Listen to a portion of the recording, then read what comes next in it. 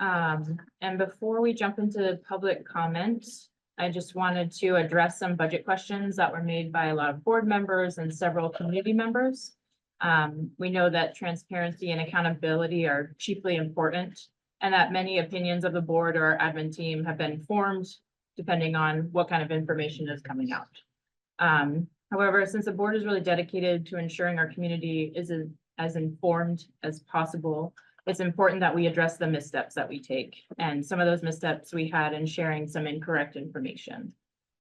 We know how important it is that you get accurate information quickly, and we will work to make sure all of that information is available as quickly as possible. But I just wanted to give our business manager an opportunity to speak to that point. Thank you, Erin. First and foremost, mea culpa. In my zest to get information out, I didn't check lines. I checked the top numbers, they matched, and I moved it forward. So some of the information that went out, entirely my fault, was inaccurate. That has been corrected. It hasn't been uploaded to the website yet, but it has been corrected. I have copies here for a good portion of that. So my apologies for that. I'll give you a little bit of background. In our spreadsheets, if you sort, your formulas don't necessarily follow. I'm not sure who the wonderful person who sorted was. I just know it wasn't me, but regardless, I'll take credit for it because I didn't check it. So what we had was simply line items that the formula was reading a different line, which created numbers that were just goofy. And the total was accurate, which is what I checked. So my apologies to the board, to the community. I don't have a good excuse other than I don't have a good excuse. I was hurrying way too much to try and get information out, and I did that poorly for you all. So my apologies.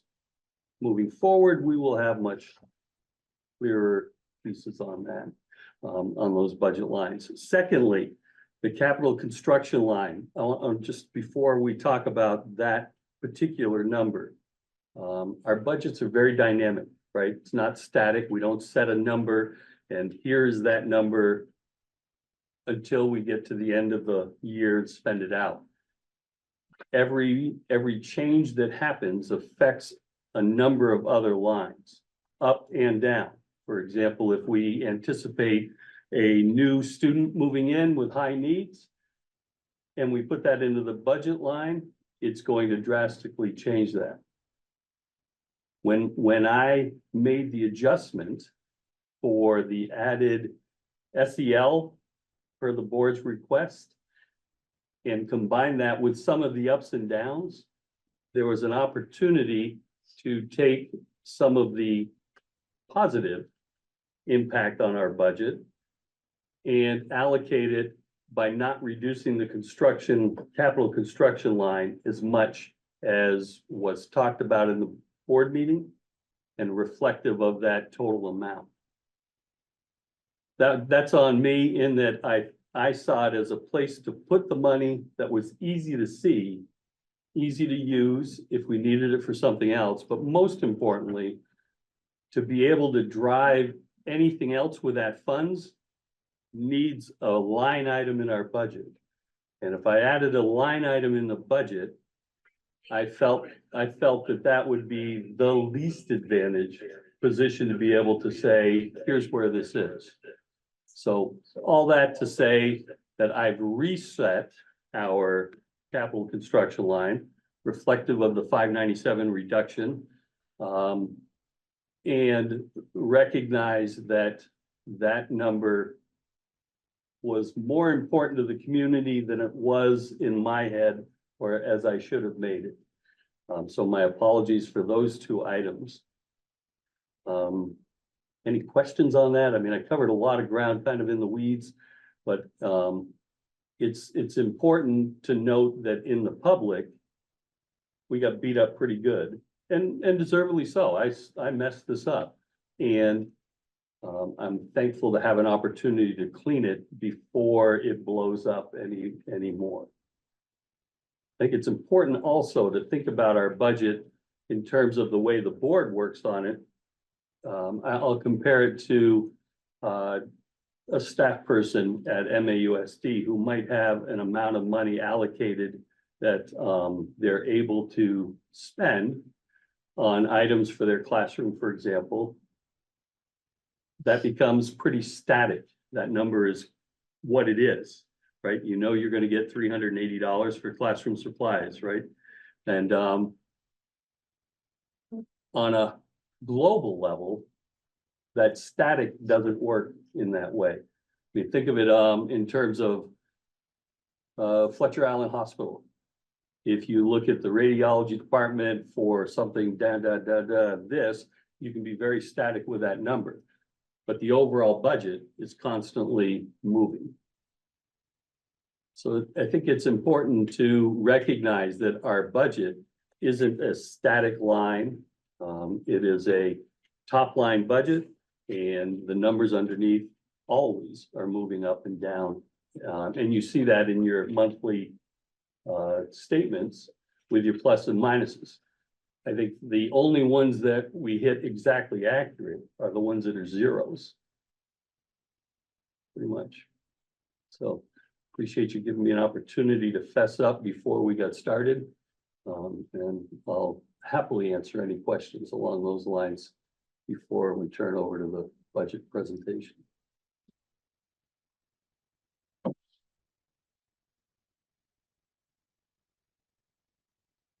So I'm going to open the floor for public comment. At this time, it's just a regular session in 3 minutes per person if you're going to speak.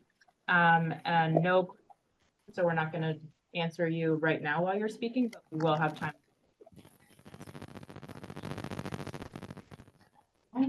That would be great. Yeah, I will.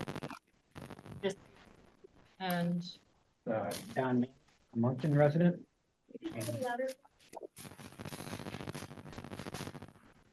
here too. Loud enough for all of you? And can you just IGAN. First, where are all these people? some of these are online, so we have Okay. some board members up on the screen. Sorry. And those, that pile? This pile is people who are not here or absent. Underneath me. I guess a lot of us don't know who all you people are, including myself. And I'm wondering if you could start the meetings by saying who you are and what your job title is. You don't have to do it now. I can see it's all here, but people online can't see that. So I would ask that you do that. And then, of course, most of mine are questions, so you're not gonna be answering them. So, I'm wondering what the repercussion for kids skipping a class is. So that's the question I have. I'm also wondering what, if this budget fails, what 87% of last year's budget is. I'm sure you already know that number. I think on a meeting on 5/21 you guys had, I think there was a motion and a second to pass the changes to the budget and also the budget of 35.3 million.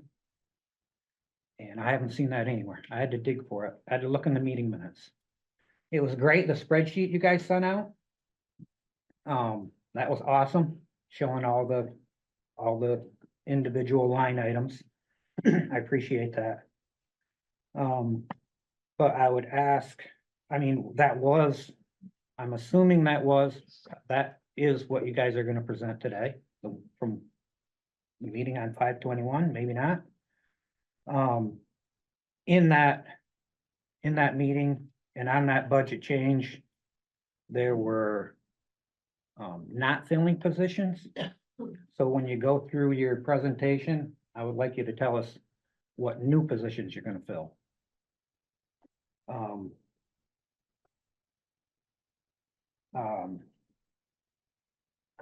I know that layoffs are terrible. I used to be a manager.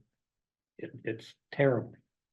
I was a regional manager for service and installation, everything east of the Mississippi. And we did have to lay people off. It was awful. I've had people throw laptops, sit down crying. It's not fun. It's not fun. But yeah, there aren't enough parts. You don't need as many part makers. So I'm also wondering,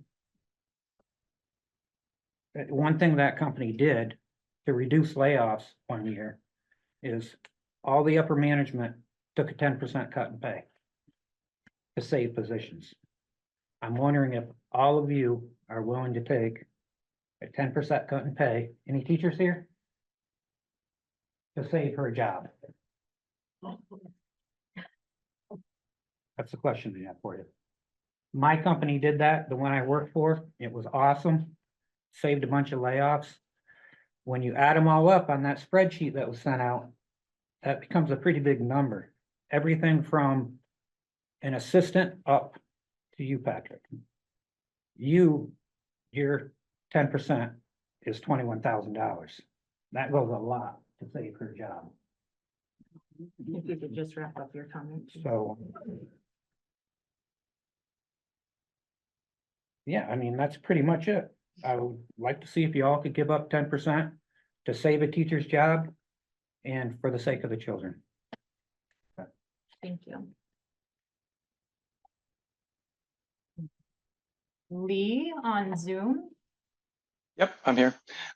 So my main question is going to go towards, which I'm sure is going to be brought up, how we expect to fulfill the requirements of like special needs kids. I heard some of those positions will be dropping.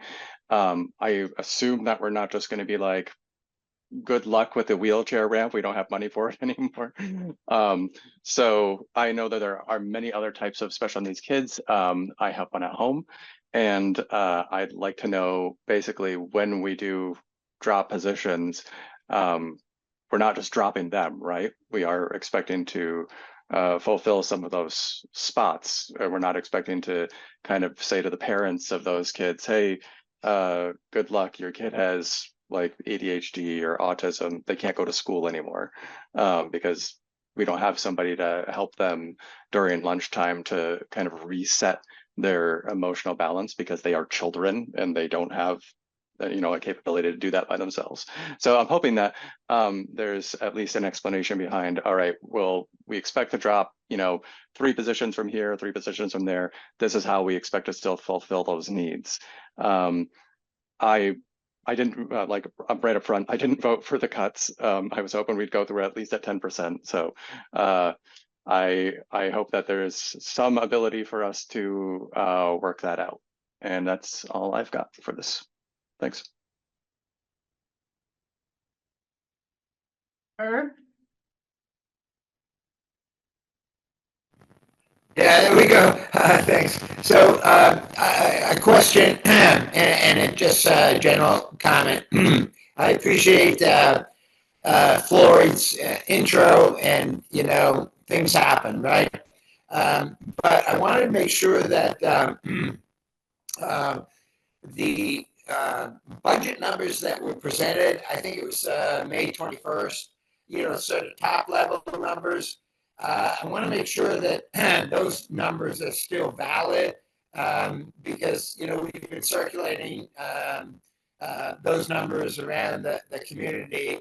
I don't think that they're going to be, that I think they're still accurate, but it'd be nice to have some confirmation about that. The other comment I want to make is that Starksboro, in particular, is organizing an effort to advocate for the budget. If anyone is interested in any of the materials that we've been floating around, we're sending out emails to, just lots of folks in Starksboro, as well as, Aaron's document and something we put together. If anyone's interested in those materials, we're happy to share. You could text me at 401-829-1678. That's 401-829-1678.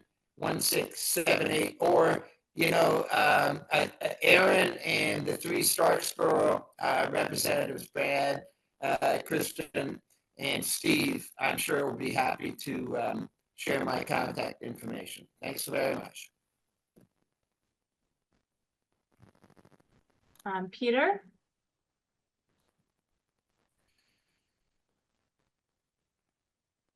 There we go. Hi, everybody. I want to start by saying I just think we can never thank the board members enough for taking this on, because I know it's a huge mountain you're climbing here. And also, I want to say I appreciate we had more communication coming through Front Porch Forum after the last budget vote, and I think that's really helpful, and I hope we'll continue to do that. My question has to do with, I have to say I was a little confused. I'm still a little confused about the communications we got after the last vote, was that the board wanted to go slowly in considering what kind of cuts could be made, what kind of advances could be made. But at the same time announced that the 17 RIFs, that the vote was taken, I guess at that time, to take all of those off the table, which to me was the opposite of slow. That was taking 17 options off the table before the conversation even started. So maybe I'm misunderstanding that, and I'm open to someone explaining how taking 17 options off the table was slow, but I'd like to hear about that.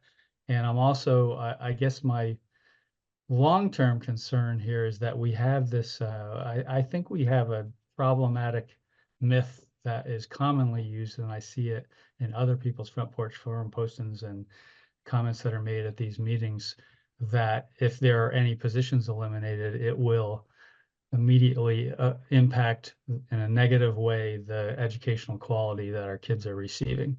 And I don't think anybody, I certainly support a quality education for my kids. My son graduated from Mount Abe, he got a great education there.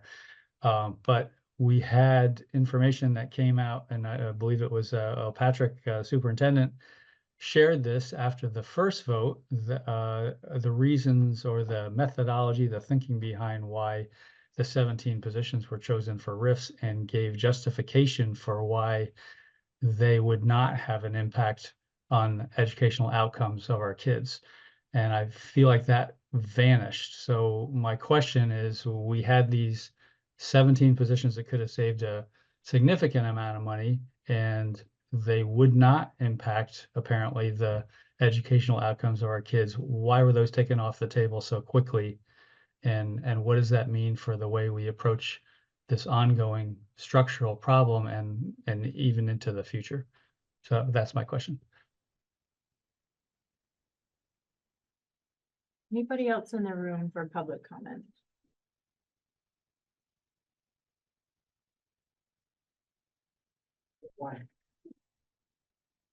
Sorry, guys, I was back there. Oh. Hi, guys, I'm Heidi. I'm from Bristol. I run the PTO for Bristol Elementary. And I was a little bit concerned. I know Floyd mentioned there was some mix up on numbers. It sounded like they were taking $49,000 away from classroom funds. My question is, what is that updated information? Second question is, what happens to that fund if it's not used? My understanding is there's a cutoff date. If it's not used, it absorbs, and I'm curious as to where it absorbs to. Thank you.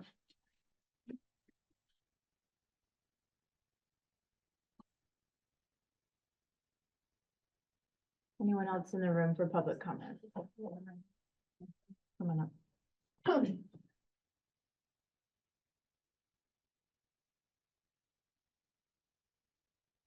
Thank you, everybody, for listening to the public's comments or taxpayers' comments. You're all busy people, children at home, maybe to be put to bed, wait to be tucked in, jobs. So and yours is not an easy job. So I appreciate your listening. Taking public comment. I think I'd just like to say that administration sets all policy, every single policy. Nothing happens unless it goes through administration. That includes not only budgetary issues, instructional and behavioral. And all these decisions are influenced by money. It all comes down to spending it or saving it. And I know the administration has cut a couple coaches positions, but its staff, I think various people in the past have inquired about this and begged for some changes there. And I haven't seen any other than the two coaches, but perhaps I'm not up to date on my information. And when I say money, it influences, its implication is in a lot of areas that I didn't realize and think about it first, but it matters. Would you mind just stating your name? For the Oh, minutes? no, I don't mind at all. I'm Donna Gaia. Donna Gaia. Thank you. Anyone else in the room before I jump back over to?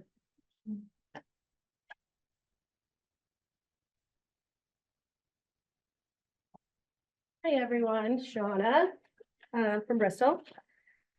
So I just wanted to provide a little more context for those that might not know why the information was led in the beginning about why there's confusion, because I feel like it's really important for people to know. For all of the failed budgets, I have asked, and other community members have asked, can we see the information side by side? And we have not been listened to. So when I got the information, finally, I put it side by side. And that is where I saw that these numbers do not add up to what they're supposed to be. So when are people going to start looking and questioning and actually saying, you know what? I think we're going to double check these numbers. Why is it that I have to do that? Why is it that I have to see that these numbers don't match? Why do I have to say the construction line was supposed to be reduced by this amount? Why? That's not acceptable. I am so, it is very concerning, the fact that a unilateral decision could be made on something that the community and the board specifically expressed was a priority. If money could be saved, an opportunity for money to be saved, then why do it where the community did not want it? And when were we going to find out? Would we ever know if I didn't bring it up? Who was going to tell us? Who was going to tell the board? Why is it that we are not being told? That is not okay. That is deception. That is not okay. I don't care what the excuse is. That is deception. It is lying by omission, omitting the information that we need to see, Floyd. It's omitting the information. To the board, too, Sean. If you're gonna attack me personally, I'm going to respond. You had the numbers and you could see, and I'm gonna quote it, the supply line of 40,861. You had that number for the 24 budget with the adjustment of 1,225. Your total was a number nowhere near the 42,000. So I would say that the number was wrong, but a reasonable person would say, if this is the number and we're adding this much to it and the number's different, they probably would have said, hey, I don't understand this. Can you help me? I absolutely missed it. But to infer that I did it purposefully is hurtful and unfortunate. I'm sorry, you just said that he Sorry. just said that he saw an opportunity for construction to not be reduced as much as we said. That is what his words just were. I'm not talking about the supplies, I'm talking about construction. That is what he just said. So can you just pick up where your comment left off Sure. and then finish Sure. that out? And then at the Sure. end, if there's other Yep. things, we'll get back to it. Sure. There's about So, 30 seconds. left. Yep, the board is responsible. Patrick is responsible for his employees. The board is responsible for Patrick. So who's responsible for this is unclear. But it's not okay to make unilateral decisions in any case. And in a time that we are asking for transparency, it's not something that helps the situation, and how to continue with confidence is unclear. So I hope that you guys do insist on seeing comparisons this time and do double check, because it's not anyone else's responsibility. Thank you. I'm gonna jump online real quick, Kelly, to get the people in front of you. So Shannon, Is it working? working. Perfect. I just wanted to ask really quickly, I know that a couple of the nursing positions are now open in the district, and when I was going over the budget, I didn't see anything that specifically said nursing. Would that be included in salaries? Or is that included in other special services? Thank you. We'll answer questions at the end at the second public comment time. Thank you so much. Okay. Robin?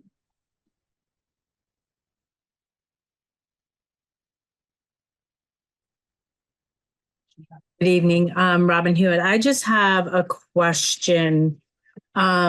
Since our 5-town district is now a 4-town district, has the central office been reduced by that 20% of responsibility?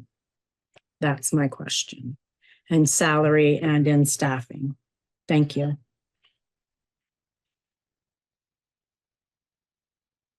Kelly. Hi, I'm Kelly. I'm from Bristol. As you were alerted by the community, the numbers on the summary of expenses for this third budget really made no sense. My question is, how was this approved by the board? Did anybody actually look it over prior to sharing it with the community? When will we get the newest summary of expenses for this budget? The truth is, I'm worried that history is going to repeat itself regarding past budgets and the lobby project.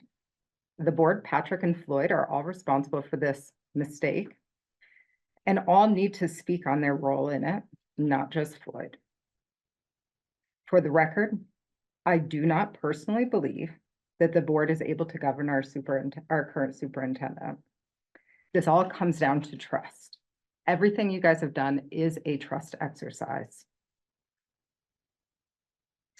I do hope to hear from each and every one of you tonight on your questions and your concerns. And for the record, I'm worried about retaliation for speaking up. Thank you.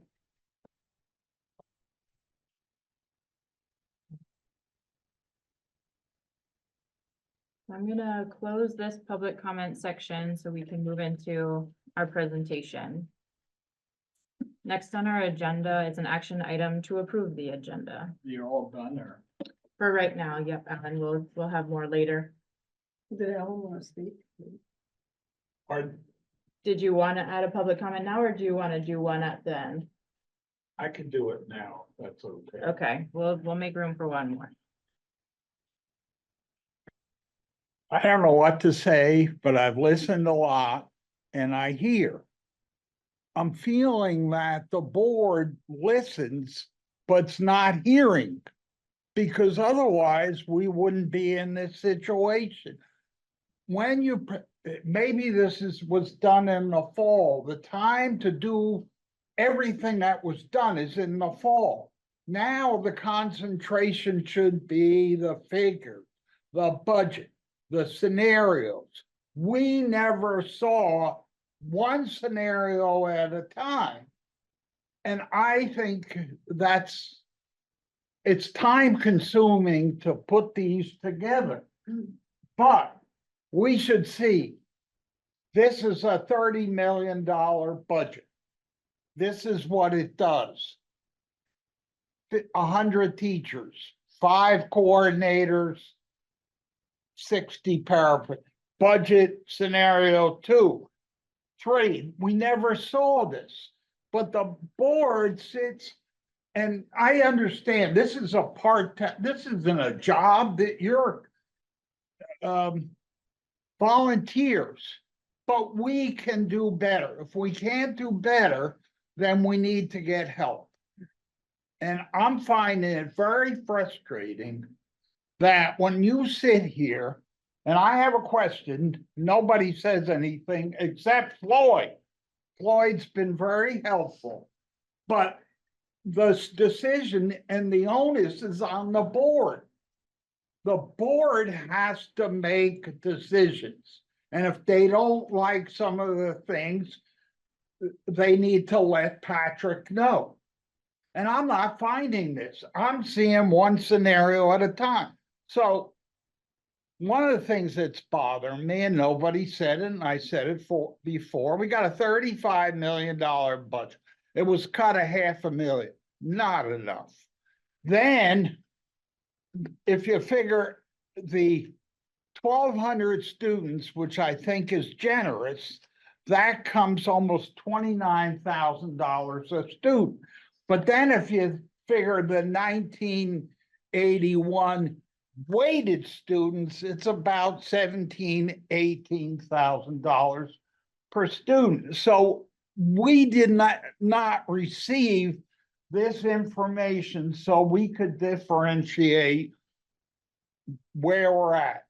And if the board wasn't sure, they should have sought outside help. And I'm finding this very frustrating, and I know it's time consuming to put together a budget, but I think we could do better. Now, the other thing too. Wait, Alan, that was 3 minutes. I got one more, please. Okay. If the budget fails, we will, for a variety of reasons, we're gonna have to borrow money, right? We'll get to that too, yep. Well, is it yes or no? How Yes. come we can't know this? It's not that we're hiding it from you. We have a presentation we're gonna give and there's lots of. Oh, opportunities. okay. Yeah, I So, didn't know yeah, that. So yeah. if the budget passes, people will be very upset, especially Starksboro. I'm not sure about the other towns when they see their tax. Okay. Now I'm going to close public comment and move on to the action item to approve the agenda. So move Kathy first. Second. Kylie second. All those in favor of approving the agenda, please say aye. Aye. Any opposed? No abstentions, okay. Motion is approved. So we're gonna go into the board management and governance section, which is our fiscal year 25 budget. And is that the two? Yeah. You're gonna have to bear with me. Our Mike Dash isn't here, who usually gives these presentations, and I'm substituting for that, so apologize, because it will be, Perfect. it'll be, yeah. Yeah, so remember your. Yeah.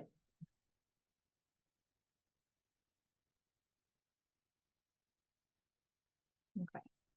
So first and foremost, to address one of the public comments about moving slow to make decisions. The board did take a different approach this time when trying to build a third iteration of the budget. And we did that through some community engagement things. We put out a survey, monkey survey, to try to gain some understanding about what priorities were in the district. And then we hosted a series of in-person events for the same reason. And then through board meetings, we've tried to really open the floor up for lots of public comments so we can get a good understanding of what's going on. And from all of those engagements and from collecting data from different areas, we have really three main themes that we've been working on. One of them is sort of organizational health, which we've heard a lot of comments tonight about. Then the second one was outcomes for students and teachers. So what are our students receiving? How are our teachers supported? And then our third was budgetary transparency, which we've also heard a fair amount about tonight. And those themes came all together into sort of 7 large buckets of information that the board asked Patrick and the admin team to put together a series of presentations for. So far, we've only been able to dive into 4 of those. I think one of the meetings we had went till maybe 11:30 as we were trying to listen to all the information we had available to us. But we're still working through all that information. So more to come on understanding the organization as a whole and how we build budgets better going forward. Next, we took those priorities that our community offered us and we reflected them in the budget as best we could. I say that because there are a lot of variables and a lot of moving parts, a lot of complexities about this budget, which are highlighted just today in the public comment, right? How complex it is, and how many parts are moving, but we were able to keep a lot of student-facing positions, that including recalling all those RIFs, which I'll get into as well. There's also a call for making sure we're looking into the budget earlier each fiscal year, and we're really late already in doing that work because we're still working on this budget. But it is a goal of ours to start that process a whole lot sooner so we can meet those expectations of having different scenarios, right, to give the community and explain them and make sure our questions are answered. And then third, and one of the biggest ones, was the tax impact that you all feel because of the budget. So really doing our best to reduce the budget by as much as was safe to keep our level service budget in place, but to keep your taxes also as least harmful as possible, if that's a thing. So since our first failed budget vote, just a couple of things happened. We went back to the drawing board. We took out an additional 576,000, which was again voted down, but that included not filling vacated positions at Mount Abe, which were 3 classroom positions and a half of another professional position. We also didn't fill 2 positions from an Addison Consortium project, which was a discontinuing program. We removed $160,000 that was earmarked for that program. We also had a series of services that were ending or being removed, that were teletherapy funds for speech and language pathology. And then we had a couple other things, reducing construction services line by $250,000, and then using about $300,000 from our Ed Reserve Fund to help keep our tax impact as low as possible. After that budget failed, we came back again and started looking even further into what we could keep, given all of the community feedback we got, and also where we could take away so that we could get our tax impact down even farther. And so that included reductions in a math instructional coach, a 0.4 social worker, and a 0.3 special educator position. We also saved from certain costs like out of district placements or interpreter costs, travel for special educators, and physical therapy. And then we also, which budget Floyd talked about, reduced our construction services line to help keep positions, which included the sort of undefined but student-facing positions that help support kids with those intensive needs, and also 2 special educator positions. So the total savings since town meeting day are about $1.9 million. And that 1.9 includes the $300,000 from our Ed Reserve Fund. So you might see a number out there of top line expense to top line expense being compared, which would be 1.6 million. which is also accurate, but does not include the 300,000. So all totaled, the 1.9 million is what is gonna drive your tax impact. Okay, not the 1.6. And then overall, tax impact is 4 to 7%, understanding that Starksboro and Moncton are gonna be a little bit different due to their new appraisals. And we'll get a little bit into that as best we can. Overall, there was a lot of gains for our community and especially for our kids because we're able to keep all of our academic and extracurricular offerings the same with a level servicing budget. That means that all the same classes are here, all the same supports are here. That was another big reason the RIFs were important to recall because we have a lot of important educators that were bundled into those RIFs. Music teachers and art teachers and things that make going to school a lot more fun. So it's really important that our kids be able to access those. We also have funds for staffing supports and student facing positions returned to the budget, which we just talked about. The RIF notice is being recalled. And then we also substantially reduced the tax impact because before we were looking at 10 to 14%, and now we're between 4 and 7. So that's a sizable decrease. And we've had a lot of help from our yield projections, which is a complicated thing I don't want to explain, but Floyd probably could. But the higher the yield, the better for us in terms of calculating our taxes. So here's what we've done over this year. So from fiscal year 24 up into this new revised budget vote.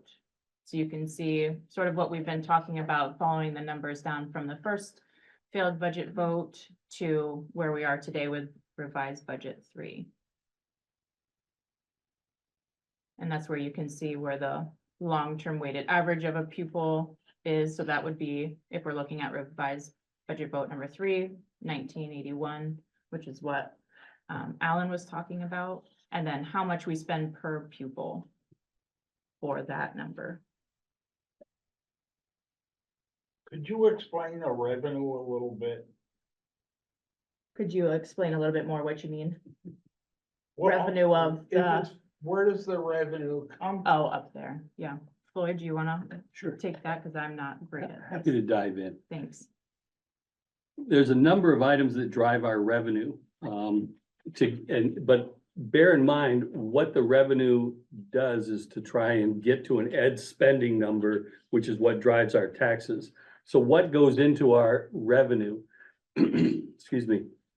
With Lincoln having left, a large portion of that is an increase in our tuition dollars in. Roughly $1.8 million comes in tuition between Lincoln and other schools that are tuitioning to us. Additionally, we have services for our UPK, Universal Pre-K, where we receive money. We're really just a pass-through because there's an expense that's directly relative to that, but we need to show it as revenue. There's a career tech money that comes in, it's 12 grand. Stay with me here for a second. Fed extraordinary reimbursement, 600,000. And another 203 in I'm sorry, I'm going on the change. 2.4 million on the block grant for special ed, 1.5 million in extraordinary reimbursement. $430,000 state aid for transportation. All of that rolls up to $696,995,000 for our district. There's some other items that are smaller. And this is a good opportunity for me to just say this. I am happy to meet with anybody and walk through this as deep as you want to go.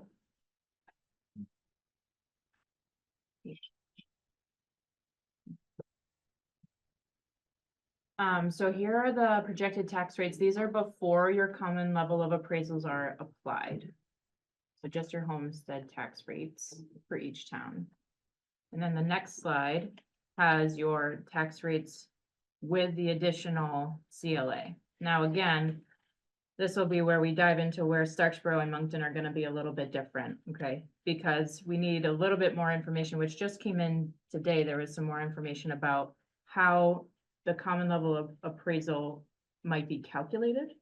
So we're saying that it's at 100%, but it could be based on whatever the appraisals are, that there's between 100 and 120% of your, yeah, I know, But- it's big. I was told those numbers don't change. That's the number.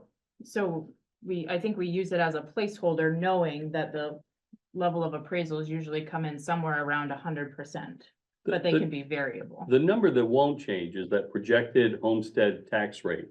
That's pretty much dialed in at the 1.4281. And the PLA won't change much. The question that you're alluding to is, what is the tax dollars gonna be in Starksboro? It's gonna be based on 1.4281, subject to, as Aaron was just saying, a calculation, an interim CLA that could move the number rather than, you see the 72%, 73%, 100% for Starksboro. It could push Starksboro above 100, which drives that 1.42 down. Right? So rather than a tax rate of 1.42, if you're at 110%, well, then you're dropping another 14 cents from there. Yeah, I understand that, but I think people wanna know. I could look at my last year's tax bill, and if the assessment didn't change, can I take $1.9788? This is what people wanna know. And I did mine for Starksboro. I tried to put something on the forum and so that people could get an idea and that we would have a good vote, but I don't know. I know When that, do you think that they will know if that percentage is gonna change? It's completely driven by when your town clerk submits the numbers to the state. No, I'm not talking about Starksboro. The other numbers, will they change? If they do, it will be out in the hundreds and thousands.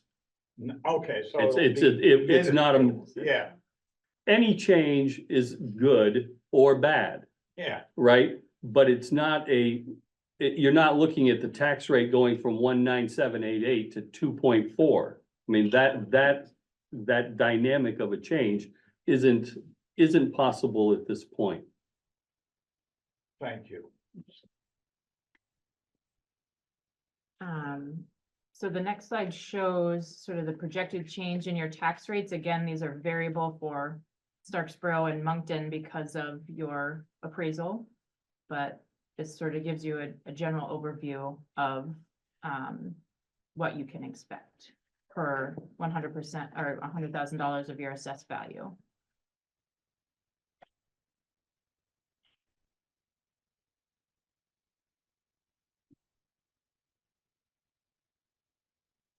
Are there anybody have questions about that slide? No.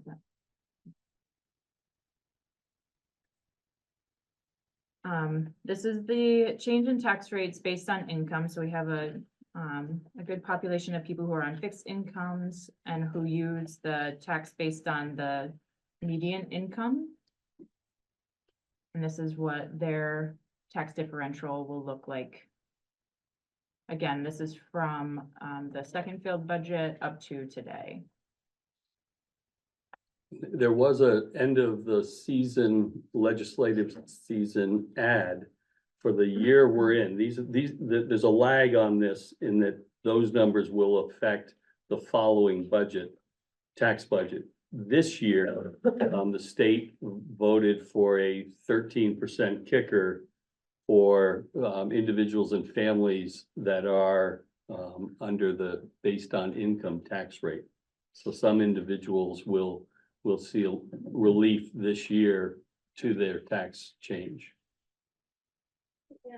Yeah. Do we know what the median income is for maybe, 2023 or sometime a little sooner than 2021? We get. 2021 was the most recently published one when we started this. It's possible there's a new one out now. And it's hard to change horses and I haven't looked.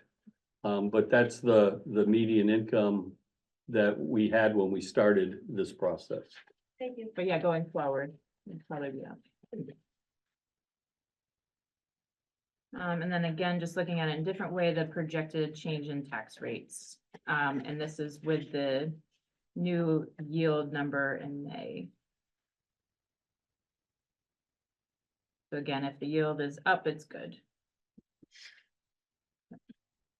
And then this is just a comparison of the last sort of 5 years of where we've been for tax rates. So budgets that have passed for your towns and for this district have come in with tax rates somewhere between, the negatives up to 8% or so. So just to give you an idea that we're not too terribly far outside of what's been accepted in the last 5 years, although we understand that any increase in taxes is tough, no matter how you slice it.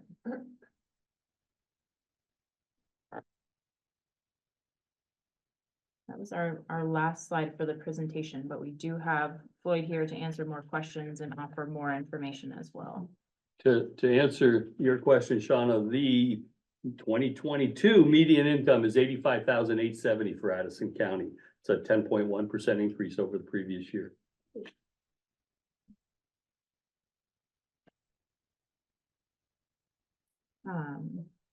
So I guess I would feel comfortable jumping into some of the questions we heard already, and then if there are more out of that, then we can jump into those. So Floyd, could you speak to what is 87% of last year's budget and how we might be planning to borrow? 87% of last year's budget is $29,465,943. Important to recognize that 87% of last year isn't just a 13% drop, because we've had those increases this year in our fixed costs, salaries, health insurance, etc. Borrowing will be, we can achieve it in a couple of different ways. If we have a past budget, then we just use a tax anticipation note. Without a past budget, it's a CEN. I'm drawing a blank what it stands for. Current expense note. Current expense note, thank you, which allows us to borrow up to that figure and pay interest on it, which we would love to avoid. And we have cash in the bank. There is money in our accounts, and we will also have money coming to us from the state ed fund. It will just be a substantially reduced amount, about 25% of the annual amount in 3 payments, so that will also help to offset and allow us to borrow as little as we possibly can in the event that we don't have a past budget. Other questions were, are there new positions being filled? So I spoke a little bit to that as we started, but I know we had asked our admin team to make room in our budget for keeping sort of student-facing positions, so that our support positions. I'm not sure if you have any further definition of what you might be looking at right now. No, a lot of the decisions were to not reduce positions that were unfilled. So I wouldn't necessarily say that there are new positions we're looking to fill so much as we would fill positions that we otherwise wouldn't have. So it's not really a new position. And then in terms of filling the needs for special needs children, we did keep in those 2 special educator positions in hopes that we get some applicants this year. I know that they've gone unfilled for at least the last year. So we're hopeful to get those filled. I noticed in the job postings today, there was a SEL interventionalist job posted. I'm trying to keep it all straight. Is that one that we are intentionally posting for, or is that connected to the ask from the board last week? Was it? regarding keeping those special ed positions and maybe utilizing them more for social emotional. Right, so those are some of the things that are in the works now. So we have an SEL interventionist right now, exclusively at Bristol. Mhm. That might be the position that was just posted for us. I think that person is moving in Okay. district.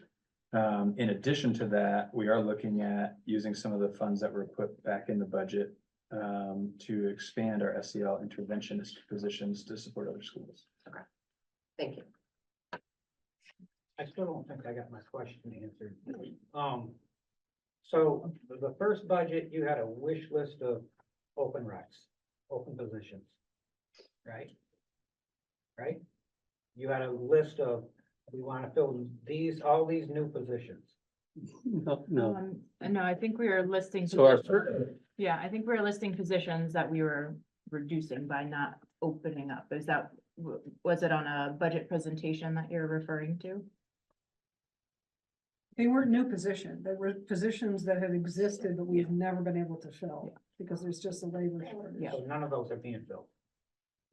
We are trying to fill as many as possible with this iteration of the budget. Yeah. Because So we won't know unless the budget passes. there are some of them that we cannot post for unless we have a passed budget, yes, but other ones are being posted for now. Those are existing positions that, the actual vacant Mhm. position. I'm not following something here. Yeah, sure. So because we don't have a passed budget, we can't fill all the positions, because if we don't have money to pay people with, then we can't, right? We can't have them. So we have money that, for positions that we need. I don't know if you have a list already So, of positions for that. What about the rumor that I would like to know that all the rifted contracts, rifted employees, professional employees, received contracts? Now, how can you do that if you don't know where the money's coming from? So are there professional employees that didn't receive a contract? As far as I'm aware, no. No, so the difference is we issue a RIF to someone who wishes to remain employed for the subsequent year. Yeah. And we tell them, we don't think we have a job for you, or there's at least a chance we won't have a job for you. Versus a person who leaves, they retire, they take a job in a different area, and that creates a vacancy. So we didn't issue a RIF notice. But that's a position that we may choose not to fill right away, because if we don't have the money, then we may not fill that. If we end up getting the money, then we might fill that. So there's sort of two reasons why we might not fill a position. One is we need to make sure we have the money. Right. The other is the money's there, but we can't get someone to apply and be qualified for the job. So those are the two reasons why we might not fill a position. Okay, but there are, let's say, 100 positions. All those 100 employees that were rifted received contracts. Is that correct? Yep, so everyone that got a notice saying we might not have a job for you next year was Got a got a contract. contract saying we do. So you don't need those people if the budget doesn't pass. No, those people stay as far as I'm aware. Right, so that's that, once we issue a contract, that is a legally I binding understand document, so we're that, gonna yes. commit to that. That's why I'm asking Yeah. the But the- question, because it's unheard of to do that. To give some- Give them contracts, to issue them contracts, you mean, after they've received a RIF?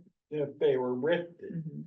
Well, the RIF was put in place to cover us in a worst case scenario, right? Yeah. If we got to a place where we thought for sure we were gonna have to borrow a lot of money, we were making room in our budget to be able to do it, have as little damage as possible, even though those people were certainly damaged by that. I information, know right? I was Right. rifted personally a few times, but held my job.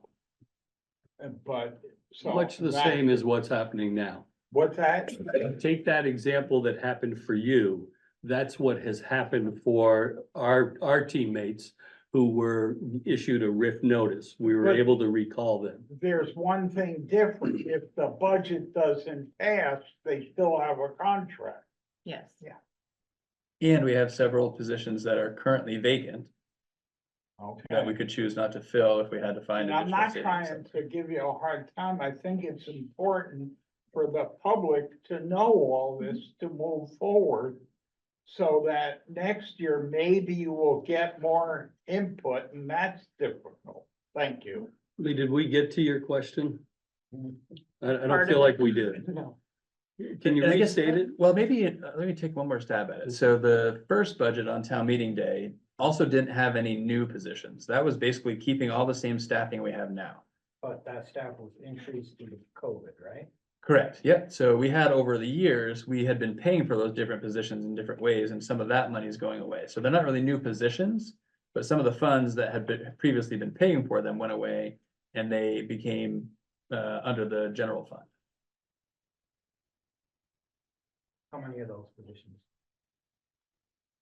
Gosh, I'd have to go back and look. I'd say it's probably somewhere in the neighborhood of 8-ish over the, if we went way back. Some of them maybe were only paid for with those ESSER funds for the first year, and then they were brought in. And then in the second year, we brought some more in. So we kind of brought them in over time, not all at once.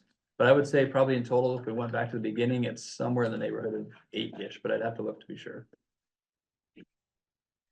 Erin, can you explain where we are at? I didn't hear you open the floor up for question and answer, and it seems like you're taking question and answer from anybody who asked one, so I just want to make sure before I start asking that. Yep. I was just giving an opportunity to continue with the questions we heard before as part of our discussion, and then we'll open And the I floor for had public. some, comment. yes, Yep, that's why I was. I'm just running down the Okay. list of what was Okay, captured. perfect. Thanks. As far as updated information, for the materials for Heidi, I think we have, Floyd, does So the that? line item for Bristol supplies has 42,687.74 in it. Okay. Now, does that get split up between the 15 teachers we have? Well, it's a supply, so it's not split between teachers. A portion of that is carved out. It's really driven by the principal on what they might have in their plans for supplies. So it's not like taking $42,000 and dividing it by the 15 So teachers. every teacher that still gets X amount of dollars, 4 teachers gets X amount of dollars to spend on their classroom. And they have to spend it by March, let's say. I really don't know if that's the timeline. And that's to have crayons, markers, paper, pencil, things for their classroom. I'm curious where that budget is and what happens when that's not fully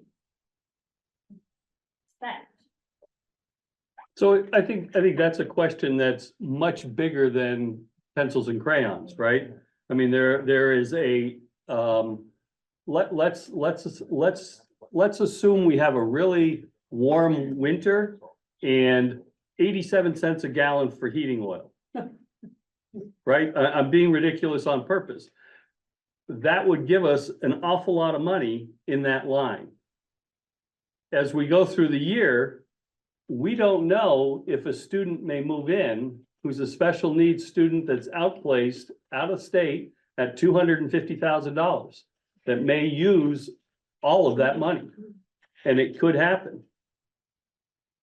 So it's not a static budget where here's the money for this, and if it's not spent, it goes into an ether to be dealt with. It is spent somewhere else in our budget, or we get to the end of the year and we have a fund balance, which is audited.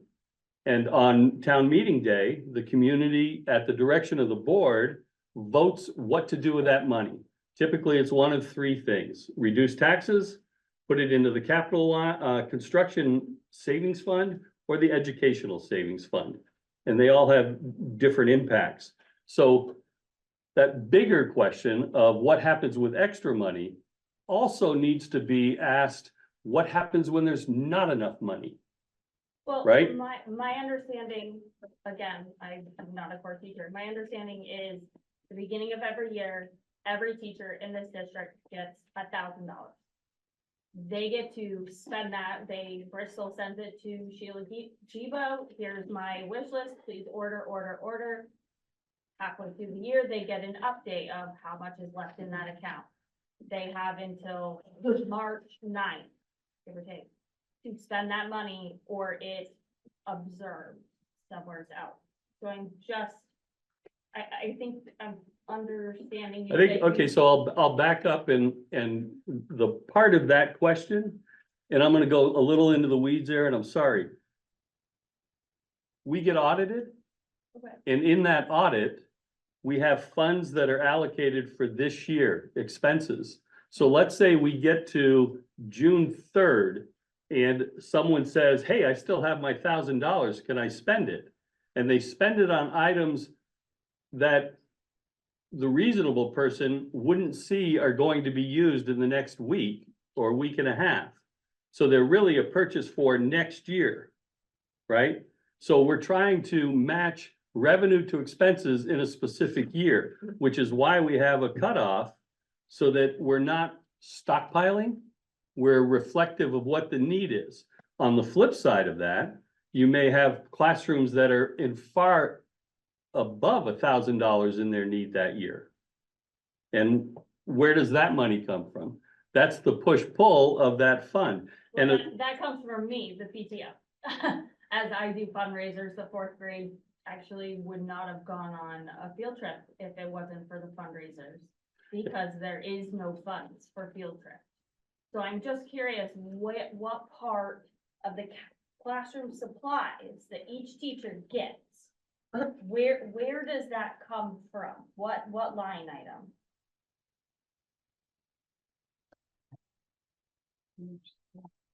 why don't you come in and we can dive through that? That's a deep weeds question. I'm happy to have a conversation at the end of this meeting next week, anytime. Because it's important, because it's not just one school and it's not necessarily one supply line. We could be talking about classroom supplies, nursing supplies, non-teaching supplies. Right, you're in one specific item, and I'm trying to get the conversation to a more global view. Right. Because that's how our budget works. It doesn't work on a static individual line and what happens to that money. Really, what our community does is they vote on the $35,831,000, one vote for that number. What happens to that number is directed by the board, directs the superintendent to not exceed that spending number. And then the superintendent puts it where he, she, and the admin team thinks it needs to be most applied to, recognizing that an awful large portion of that budget is fixed costs. We're gonna pay medical insurance, we're gonna pay salaries. Yeah, I mean, I was definitely dialing in on just classroom supplies, because it's interesting that some teachers have left over and they're like, well, it's gone. So I don't know where gone is. I think she's wondering if it's like, if it's a stipend or something, can they just spend it on whatever, or at the end of the year, if they don't use it, they can't roll it over or do anything like that. It's just like, if you don't spend it, it's gone, and she's wondering where that goes, so. So I'll answer that with a different hat. Just because there's money in that line doesn't mean we have to spend it. Right. Okay, so I want to make sure that you recognize that is a really good starting point. That just because you have $1,000 doesn't mean you can go out, you should go out and buy $1,000 worth of stickers at the end of the year. Yeah, no. And I mean, let's toss that the other way. Some teachers spend $1,000 on top of that of their own money. But $1,000 when you're trying to supply 20 kids in a classroom of just basic needs really does go that quick. So I was just curious of some of our new teachers that have never, dealt with these, and we have quite a few new teachers at Bristol, are all of a sudden like, wow, we have money in this, but we can't, put it into field trip. Why don't we meet? We're pretty deep in the weeds. And I can take a stab at answering this in a really clear and succinct way. Any unspent funds at the end of the year, which includes classroom supplies, become part of the fund balance, the money that wasn't spent across the district, across all lines. And the voters in the the next year get to decide what's gonna happen with that once it's been audited by the auditors. The timing of when that cutoff comes, as Floyd was sort of speaking to before, the auditors don't like to see schools spending this year's money to fund next year's needs. Right. And so that's why that cutoff comes there, so that we're on solid ground to explain to the auditors, we didn't spend this year's money for next year's needs. Of course, of course. I was just curious, like, as to, does it poop into the air or where that, if there is extra money in those set asides, where it does go? Because some teachers don't, and then some teachers, like you said, they spend $1,000 out of their own pocket on top of that, depending. But thank you. I appreciate that explanation. I would just chime in as a Beaman PTO mom. I think too, there's a certain amount of discrepancy inside the school, like they're allocated a certain amount of funds. Right. And there's some discrepancy per the principal, the staff, the admin assistant to how that money is spent. So it might also be a conversation that you have inside the school, to some extent as well, because there it is a little. But unfortunately, we've had a new principal every year for the last, Yeah. 3 or 4 years. So every time we get to that conversation, I gotta look into it. And then I have a new principal. So it is something I've intrigued with because there's other things that they have, like a bus fund that they're given. But bus rates have gone through the roof this year. So that bus fund doesn't cover 90% of educational field trips, not just fun field trips, educational field trips. So I was just curious how that really. Very grateful that the PTO supports, and I would say that I haven't heard Patrick direct me to say no to anybody, teacher, principal, for an item that affects kids. So there's extra money to. There's not extra money, but if there's a need there, right? So where would that money come from then? I think more. There are other lines that are gonna be up and down, Okay. right? But so If the boiler blows, where does that money come from? I'm sorry, If our boiler blows, where does that money come from? my taxes, Well, but it's gotta be paid for right now out of this budget. right, It's not in the budget. So it means we're cutting and trying to find how to fund that item. And the Right. same would be true with pencils. If we didn't have funds left for pencils, we would find a place to buy pencils. I think Well, I'm gonna stop responding and invite you to come in Yeah. and take a look at it. Can I actually ask a question on that? Or could you just That much more off. So, Sorry, I just wanted Heidi to be able to finish. Sorry, yes, okay, thank you very much, Floyd. I will, reach out to you for sure. Okay, and then Alan's had his hand up for. Very quick. Is there a purchase order process? Yeah. People is, so if I want $1,000, I fill the purchase order and whoever's in that school signed it, it's done, right? There's a number of checks and balances to Yeah. make sure that the funds are there and it's Yeah. appropriate. Yeah. And then Kelly. Yeah, so, you referenced like when the boiler goes, it has to be paid for, and then Patrick's never asked you to cover any, not to cover anything when something happens, but just a couple of meetings ago, you and I had an entire conversation about EL learners in our class or in our schools, and you stated that we weren't able to give them the supports and services because they came halfway through the year and it wasn't in the budget. So I guess I'm a I little think confused. you are, thanks. Okay. I think I it's, recorded the conversation. thank you, then You're I'll leave it at that. Sounds great. I have a question, just, I was actually going to ask about what happens to funds at the end of the year, but you actually did address that, which I'm glad. So I just wanted to clarify because last March, we had voted to transfer up to $1.7 million from the capital reserve back to the general funds. I believe I've got that right, but we ended up only actually transferring, I think, 725,000 of that. 428, I think. Okay, so if we had voted to accrue up to 1.7, and theoretically, at the end of the year, if we ended with a surplus, we as voters would have decided, where does that money go? That surplus, we would have said it goes to capital reserve, or goes to ed reserve, or goes to decrease our taxes. Is it my understanding, is that correct, that we actually did not choose where that money ended up? It ended up staying in the capital reserve instead of actually. Can I ask it back this way? Sure. Is your thought that we should have pulled the entire 1.7 million out, put it into the general funds, and then determined what to do with it? If there were funds left over? Correct. That's one way we could have done it, and the board decided to authorize up to 1.7, which allowed the district, the admin, to only have to pull out the amount we needed to cover that expense. The reason for that is if it came into the general fund, and then was a balance at the end. So let's use this year. If we should end this year with a positive balance. That money is audited next March. The community will vote on what to do with that. So what your example does is locks that money away for that entire period.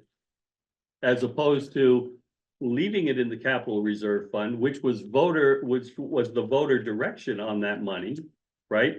It went into the capital reserve because it was a fund balance that the community voted on to put it in there. What your flow is, let's pull it out so that we can vote on it again. Yeah, because if we could have voted on it again, right, could we have voted to say, let's decrease our taxes for this year with that extra money that we asked and already approved to move back? Because the construction line ended up being $1.9 million over budget, and deficit spending isn't needing approval. It was put forward. So those positions are still open. I think we still do have some positions that are still open, but of the 17 RIFs, it was the board's decision, correct me if I'm wrong, it was the board's decision to retain that staff and look at reducing through attrition wherever possible. Well, yeah, that was certainly something I think Patrick brought it to us as a possibility once we understood or had a good idea of who was leaving and what other fluctuations were happening in the budget. That made it able for us to make that switch, to keep those who had been issued RIFs instead of having to RIF them. And again, that comes back to our commitment to making sure that student-facing positions would not be cut. And looking at other ways of reducing the budget. I guess I feel like some of those positions were student-facing positions though. The ones in the RIFs. Which ones? The ones that resigned. Oh, So if we're saying that we're like trading out a little bit, which is what I'm hearing, correct me if I'm wrong, that we saved these 17 RIF notices because people resigned. So if And those are because of the student-facing. construction budget and because of the other changes that we've made. So it's not that direct. Well, I'm just talking about when we're talking about employees and student-facing positions, so we can talk about the rest of it after. But many of those positions were student-facing positions, so can you share with us what positions exactly? sure. Yeah, Because that'd be we've seen some come through our consent agendas. So we had, I'm gonna stumble through this, but we had, some of them are like half reductions or semi-reductions too, right? So like for the 0.4 social worker, only part of their position is gone. We had, a data person. There's a person who compiled data for the district who resigned. Well, I've seen everybody that resigned, Yeah, right? so You guys those are- put that right on your agenda. Exactly, so those are all the positions. There's no one hiding, I guess is how I should phrase it. So there's Well, I no guess one what out. maybe I didn't clarify it correctly. I'm Okay. asking which one of those you guys are not going to. So, Oh, which ones aren't being Correct. refilled? Got you. because many of those, not all of them. Yeah. But many of them were student-facing roles, including very important ones. So how do we get a list of which ones? I'm hoping that we can be really thoughtful about that. I don't think that that's a decision that we would make in a day. I would hope that that would be something that would take some time to work out and think through. 100%. I guess that where I struggle with that is if we're saying that we're not letting go of student-facing positions, but we're not saying which one of those we will not be refilling. I think you probably too could do a comparison like on School Spring of what positions are being offered for hire. So it was updated today and I checked that out just to do a comparison of what positions we have gotten letters for and which ones are being hired for.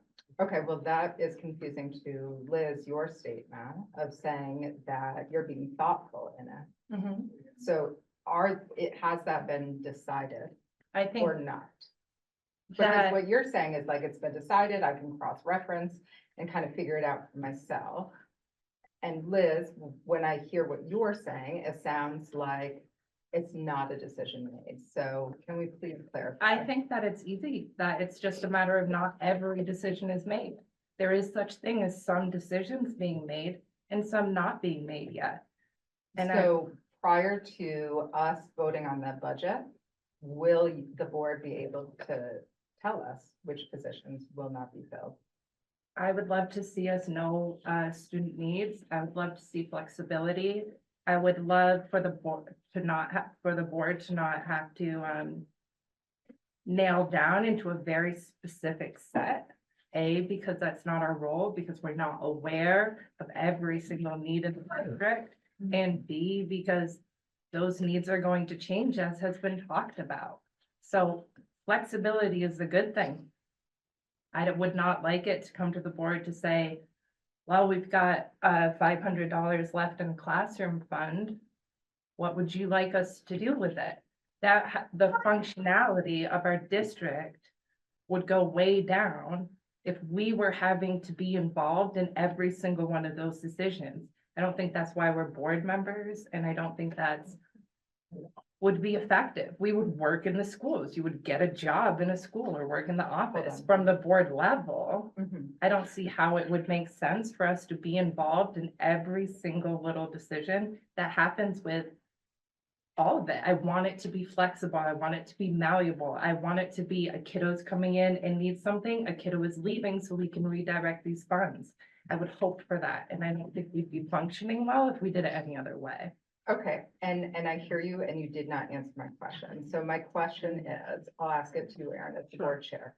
My question is, prior to this budget, prior to the 11th, can we get that information? It's just a yes or no. I understand that it's binary to you, but it's not binary to us in that it would come with the caveat that we might not be able to say, yes, we'll fill a student-facing position if we don't have a budget passed. So we could give you a list of people we would like to have hired, but whether or not those are posted or could be hired for would be changed based on a budget or not. So I would like to tell you, of course, we'll give you a list of people we'd love to fill. I just don't think that's a doable promise, and I wouldn't want to set us up to fail in that way by promising something we couldn't deliver based on information we don't have. I totally hear you, and I'm going to explain my confusion. Sure. My confusion is that some teachers have brought up concern in previous meetings publicly about positions not being posted and the time frame. And it was stated by Patrick that once we had committed to a budget target and had a budget vote ready, that we could post those. I don't understand how the innings of all of that work, but from what I understand, from what Patrick said, and correct me if I'm wrong, we could post those. So that doesn't quite align with what you're saying. So- And this feels like, I understand the confusion, so. And some of them have been posted. Exactly. So Some have been posted, others we don't post for, and maybe Patrick has more, because he's in it every day, that Yeah, has more right. understanding of that. So the vast majority of positions are posted for. Some we anticipate being able to fill. Recording in progress.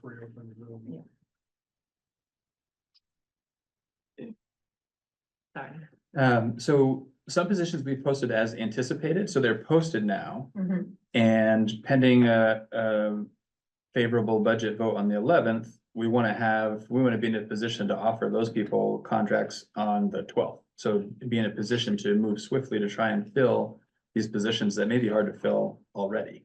100%. Other positions are posted without that sort of as anticipated kind of caveat, that we would anticipate being able to fill, likely even if the budget doesn't fail, that we find the funds through other positions or other means to, reduce the budget if that was the direction the board wanted to go in for the potential of a fourth book. Okay, and so the positions of employees that resigned are not all posted on there. Would it be a fair assumption to say that those are ones that you are not trying to fill? No, I think so. Many positions are, and some are still in the works of being posted. So if they're, just because they're not posted right now or haven't been yet, doesn't mean they aren't going to be. I suspect the next time the update comes that Ashley was talking about, it's gonna have positions that haven't been posted yet on it. Well, So it's- and there's another layer in there. You could have a teammate who's retired. And there may be someone over here that we're going to laterally move. And take advantage, so the position may be being filled internally. And it would never post, but from the outside, it looks like. I know this teacher has retired and I haven't seen an ad for that position. Right? I mean, so that would be an area that wouldn't jump off the screen to you. Additionally, the request of what positions are you filling becomes a difficult one in that we can't predict who may take a job somewhere else. Right? So to say that these are the positions that we're filling when we don't have a guarantee that we have teammates that are staying. Yeah, but that wasn't my question. It was just an ancillary piece. Which ones are we making a choice to save money, not filling? And it seems, I asked the question in a lot of ways, and it seems like that question's not gonna get answered, and I wanna take up all the time on it. Well, it So sounds like we from can what move Patrick said, we're not taking advantage of anyone leaving, that we are going to try to actively fill those from what he just said. So whether or not they're posted now or after the budget or with anticipation is the question. Okay. Okay. Sounds great. All right. So fill those 8 positions that you were talking about. Yeah. Right? We're. It doesn't correlate necessarily that way. Some of those Wonderful. positions are already filled by people that are staying in those positions. So it's really any vacant position that is in the budget as it stands. We're positioning to fill those positions in the event that we have a successful budget. We do have to leave some room in the event we don't have a successful budget to reduce further. Hard to know exactly what that number would be. But those are the positions that we might be looking to post as anticipated. So that way, if the budget doesn't pass, then we're in a little different position with those potential applicants. It does impact the applicant pool, so it's not great. But it's the best approach to get those positions filled in as timely a manner as possible. Is there some way to put out a, you can do it in a spreadsheet or however, but put it into a PDF? This is what we have, this is what the first budget was as far as filling positions. On the second budget, we're not gonna fill these positions, right? It was like that. This budget, we're not gonna fill these positions. Well, we do have that So if you take information. that and subtract these, what's the answer in the end? Sure. That's what I would like to see. We That's not actually, Page 4. yeah, we have a presentation that's like the one I just gave tonight that has some of those bits and pieces from our first failed budget to now that we could put out there that shows which positions are coming out, which ones are being added in. So that information already exists, yeah. Just want to walk down the line and make sure we're getting questions. Floyd, could you tell our public person, I don't know if she's still on. She asked where the nursing positions are listed in. Shannon's question? Yep. They're in the oh no, let me pull that. I'm looking at the wrong one.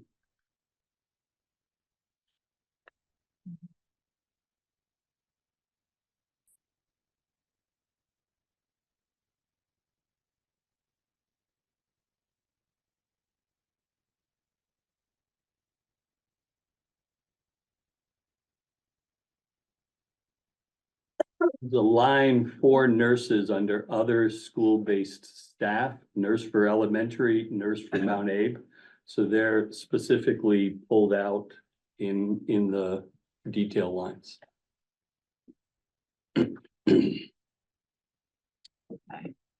Shannon, did you get that?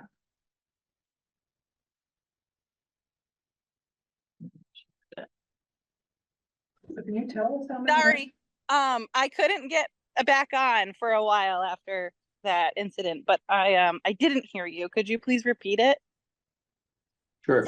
The nurses are in the detailed budget under, oh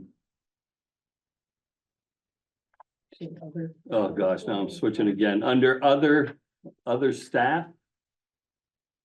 Other school-based staff, there's 2 lines for nurses, elementary and Mount Abe.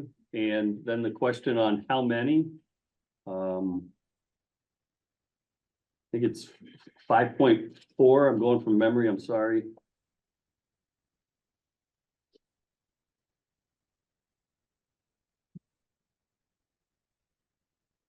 It is A document on Google Drive that shows the count, what we have reached. 4.6. 2.6 at the elementary, 2.0 at Mount Abe. Okay. And we're hiring for 3. Yeah. That are posted. And the likelihood, given the relative needs, is we're gonna end up with more nursing More FTEs nurses. than that next year. And that's part of that sort of dynamic nature that Floyd was talking about before, that we're sort of kidding ourselves if we think we know what next year's need is now.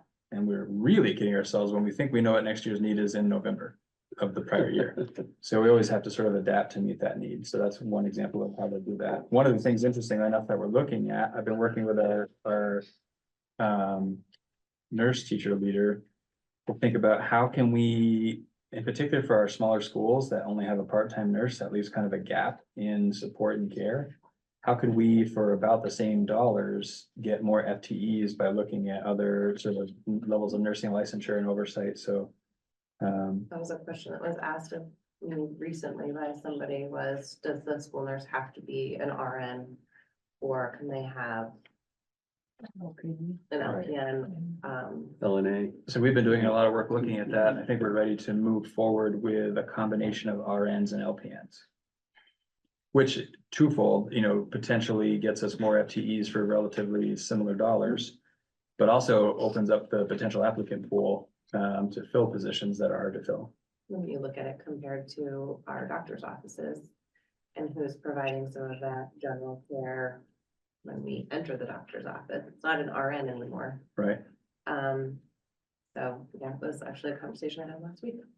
Does that create a greater workload on the RNs though? Because now they're in the supervisory, I would assume they are under the state code that they'd be supervising the less trained staff. And that sort of fits under so the nurse leader gets a stipend to be nurse leader. And so that is in part in recognition of that responsibility. But yes, it does. And then just keep running down. We skipped by Herb. Herb's question was on our budget number, if it had changed. Yep, that's on here right now. Okay. So it was top line to top line, right? Yep. Those numbers are still valid. Yep. I think he was asking about like the individual, so the numbers that are on the Levinson format, are those numbers correct? I believe that's what he was asking, not just like the ending 35 million, but on the Levinson format. Which we sort of touched on already, but yeah, all the ending numbers are the same. It was what was in the formula stuff that was messed up. So yes, all the information is still correct. Just where the formula was misaligned was what you were picking up on, I think is what I'm understanding. Is that in the detail or in the summary? Data below it all. So what's out there on Google Drive? What is currently in our web, what our connection on the board page is inaccurate currently. That's what I was asking. Okay, so Yes. to verify, so what's there that's labeled, what is it? I don't know, the 11th and 4th per Right, day. those are That needs to the be ones that, updated. Yeah, that's not accurate. Won't be until we can load it in tomorrow morning. So the total amount in the 35,381,196 is the way in which it is lumped in 18 categories needs adjusting because of the formula error. And some of it is still correct within those 18. It was an interesting puzzle to untangle today. I just want to say it out Yeah. loud, so that if anyone goes to click on that today, Wait till in tomorrow. total, it's okay, but by line, there will be some changes and that needs to be. Now, Floyd, you said you had a bunch of copies. Are those ones that could be passed out now? to I people? can, but I don't know if the board wants that or not. So I brought copies for the board Mhm. so that they would have an informed number. I don't know if it's public consumption. That's an Aaron call. That's a whole board call. What do we think? I think I'd like to. I haven't You wanna seen it. look at it? Okay, Yeah. we wanna look at it, yeah, for sure. You should. I Yeah, agree with we that, should, yeah, and then we'll get it out. We'll look at it and then we'll get it out when we've had a one. Can I comment something? But just real quick, the ETA on it is. Hopefully tomorrow. Tomorrow, Tomorrow. okay, sounds good. Can I Um, comment on something Floyd did Sure. May 21st? Oh, no. No, it was good. Didn't you put out something that showed school by school numbers and stuff? I asked this board to do something like that for all the schools. So for example, number of staff, number of paras, number of special ed, number of students. Extenuating purchases like $10,000 for an elevator. Each school, We wish. it should have some kind of form like that, so when they present the budget, it's there, 11 teachers. 580,000, because we gave them a fifth, but anyway, so I would like to see a form that shows this. Then when you fill the position, if you have to, it says filled, not filled. Bought a $40,000 elevator at Robinson. Or each school, I don't know how you would handle Mount A, but it could be by grade, department, 7 through 6 and 7 would be different. And we need to do this so we don't have all this hovering back and forth. It needs to be clear.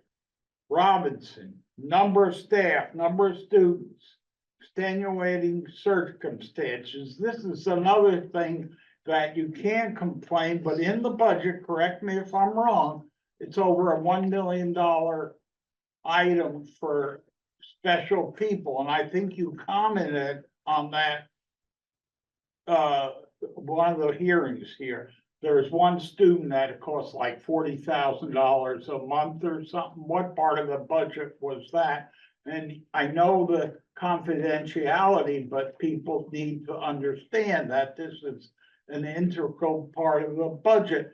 Just like if you take the grades at Mount Abe, 6 teachers, grade 8, 5 teachers, paraprofessional, working with that thing, then we will know that 5 positions were filled and so on. Sorry to take time, but I think because you're not full-time people, it's very difficult to do the job.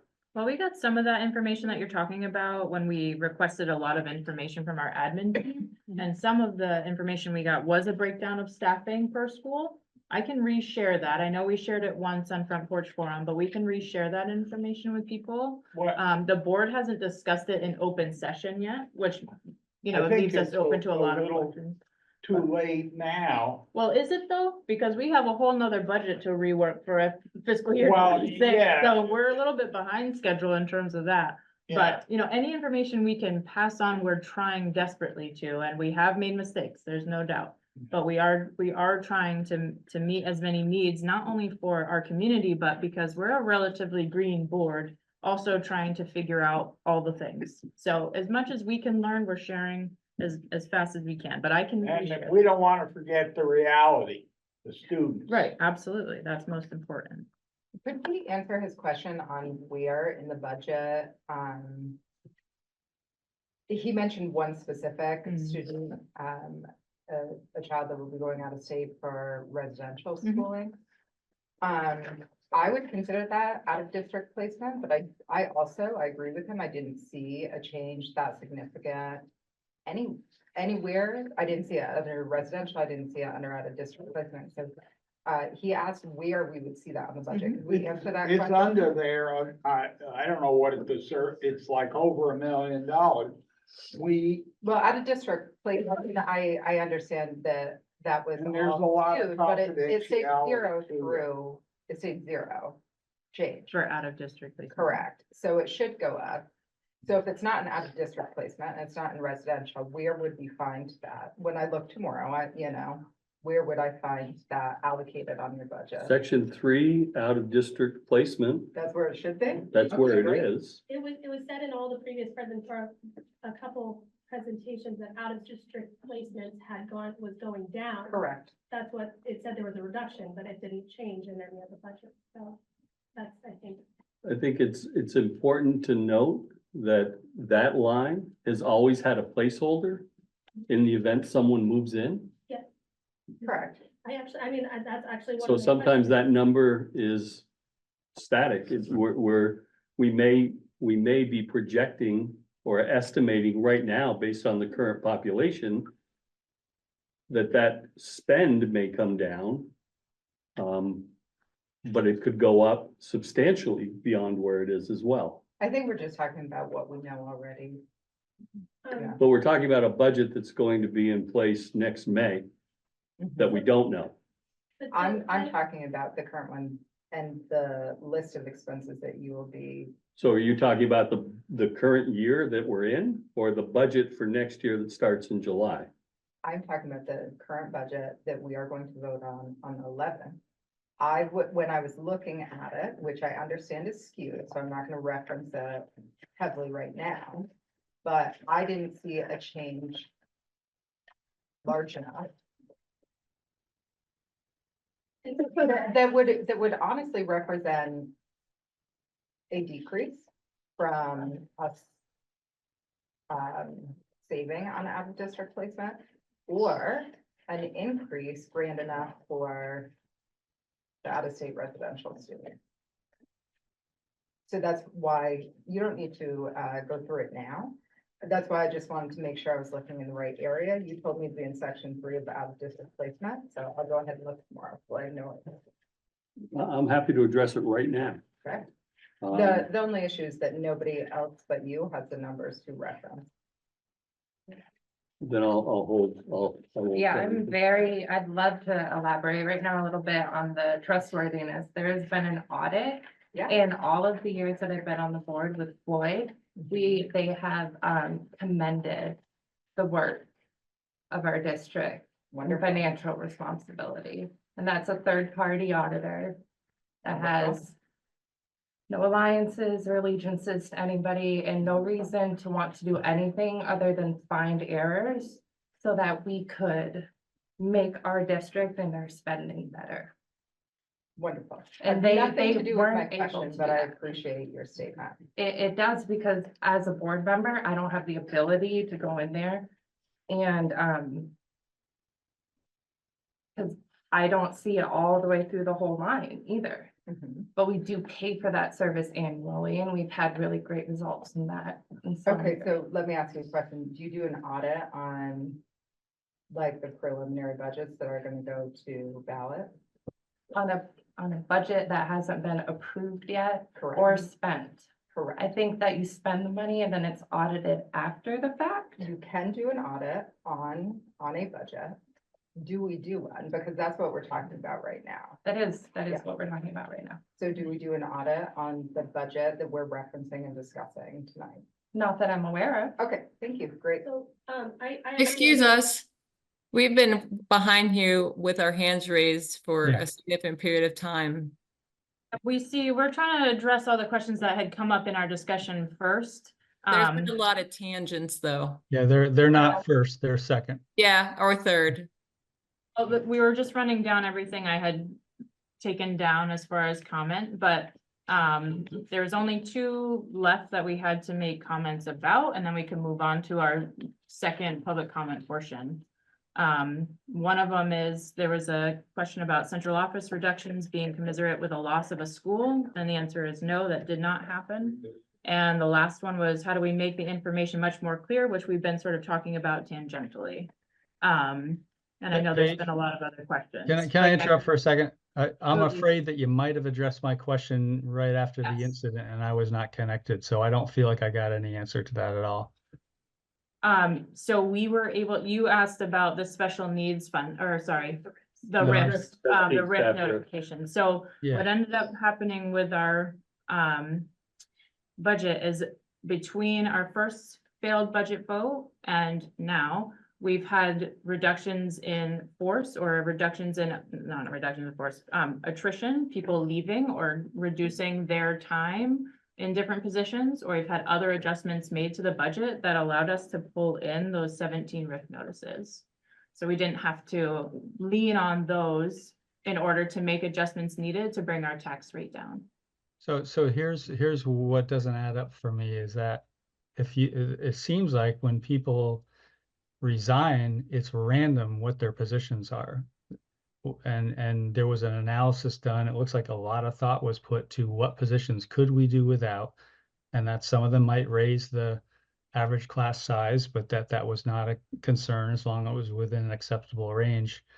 And those were positions that were very carefully thought through of whether they would not have an impact on educational quality.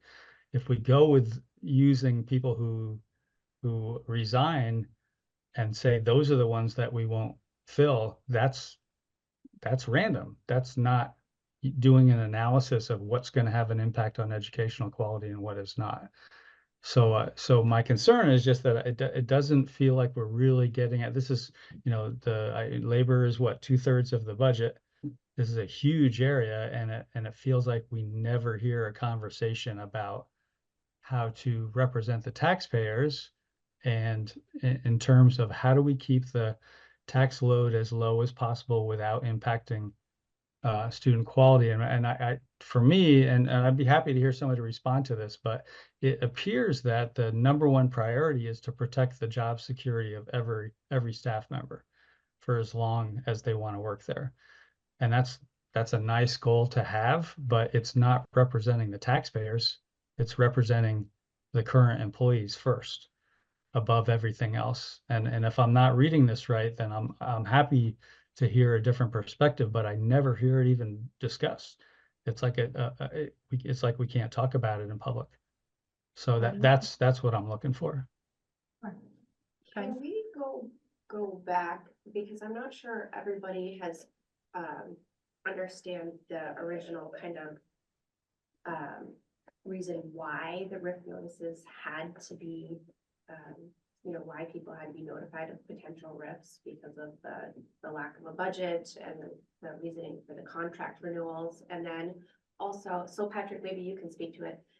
And also how those specific notices were decided upon, because it wasn't, doesn't the union have a lot, isn't it based on seniority, right? Based on you know, the decision on who was given notices. Sure, I can try to sort of recapture that. Yeah. That's a good word, recapture. So April 1st is by contract when we are obligated to offer sort of employment contracts for the subsequent year to licensed educators. So everyone covered by sort of the professional staff negotiated agreement. That's the only group that really that April 1 deadline applies to. So in the absence of a budget, not knowing where we were going to land with how much money we had to work with, I was in a position of I needed to issue enough RIF notices at that point in time by April 1st to ensure that wherever we might land with a budget, that we're not basically writing checks that we can't cash. And so we issued enough RIF notices to bring down spending to the current year's spending, which at the time was about a $3 million reduction in expenses. Not all of those reductions would have come from the staff covered by the professional collective bargaining agreement, but that portion that would have had to be notified on April 1st, either here's a contract that we are legally bound to next year, or I'm not sure we're gonna have a job for you next year. Well, I think it's important, excuse me for interrupting, I think it's important too, that the board directed you to ask for an extension beyond the April 1st date by 10 days when we're gonna get to the next vote. Right. We asked the union, you requested of it, and we were denied. So there were two attempts, right? We had a conversation about, do we have a vote on the budget before April 1st to try and get a budget to pass, in which case we don't need to issue those RIF notices. The concern on that was it would really squeeze the absentee ballot timeline for the vote, and that was a high priority for the board. And I must say, you warned us, you did not want to do RIF notices. Just putting that out there too. You warned us. I wasn't gonna say that. So that being unsuccessful, the next best option was, well, maybe we can see if the union will agree to pushing that April 1 deadline to a post-vote date. In the event that we can get a budget to pass and we wouldn't have to issue any of those RIF notices. That was also unsuccessful. So in the end, those 17 or 18, however many of the RIF notices went out. In terms of selecting where, and this is, I think, where Peter's getting to, we have, prior to getting into the heat of this budget cycle, we've been building over the last many months, in part related to our work with Nate Levinson around cost-effective mindset, et cetera, building staffing rules. So outside of the heat of the moment where everybody's vying to try and get more people in their buildings, what are we saying as a leadership team collectively is the staffing we need to support our students in our buildings? And we're going to create rules around those to the extent that we can, knowing that some needs are very individualized to the student. Those are kind of hard to write one size fit all rules. And so in the event of having to put those RIFs out, we leaned on those staffing rules to determine what areas. We get to say which areas, PE, classroom teachers, custodians, whatever the case may be.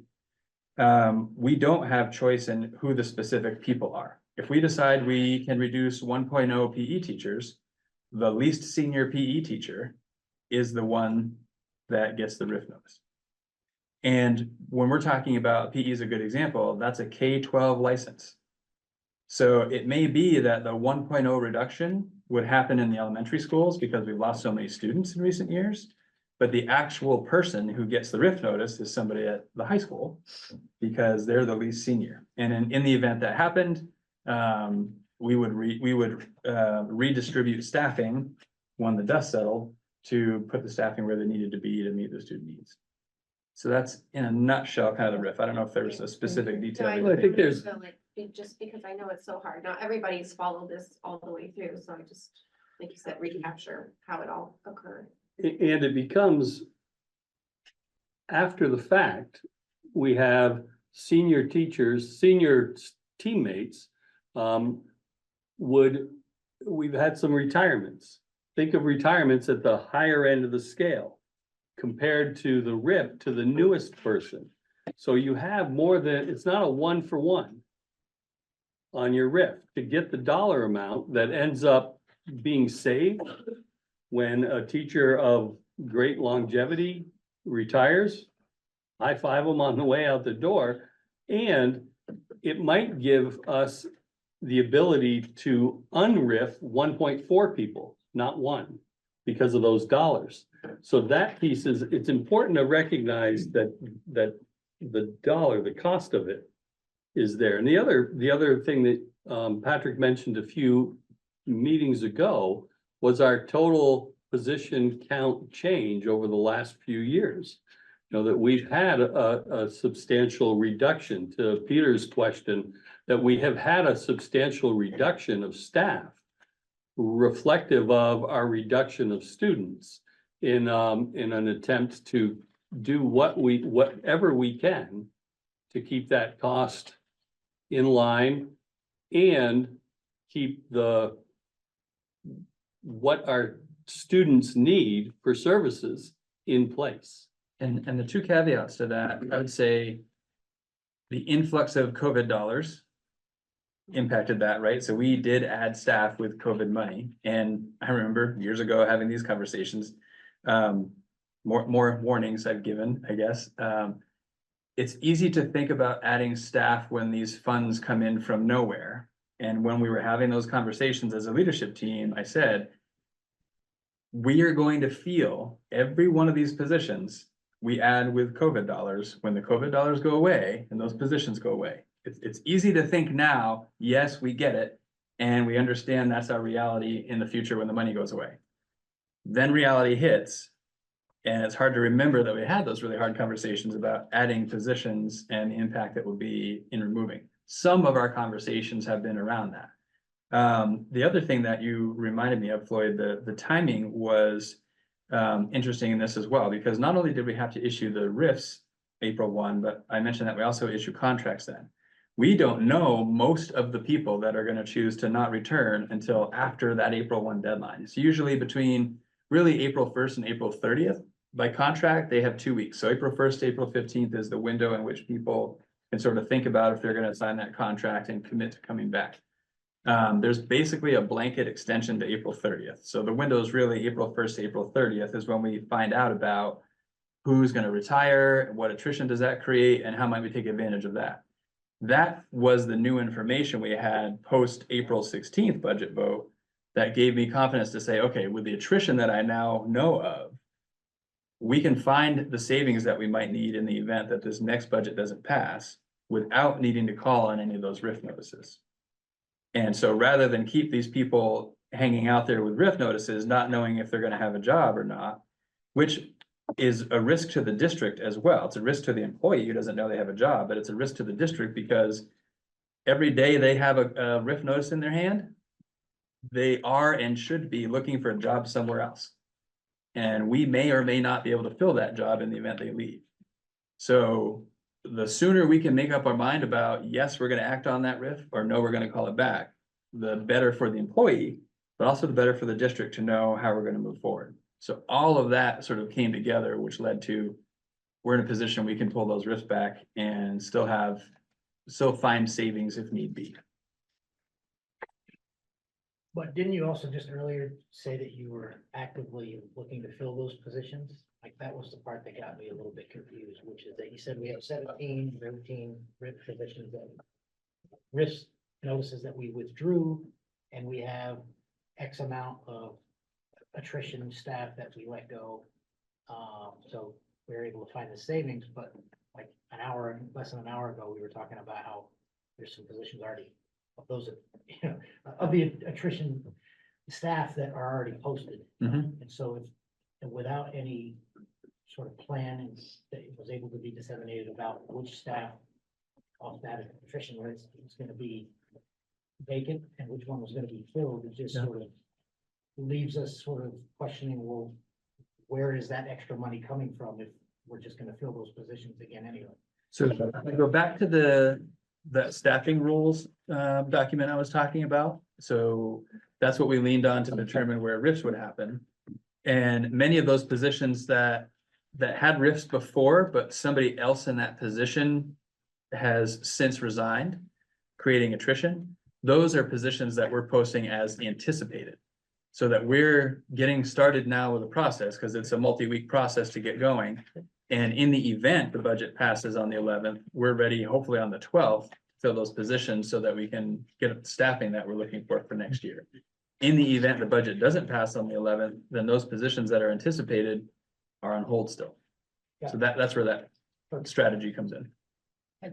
And with that, I'm gonna move us into the second public comment section, so we can get to. The community member Yeah. and might have been up. Yeah, she's been. Are we up for gonna a go while. back to the questions that were asked? Yeah, we'll get back.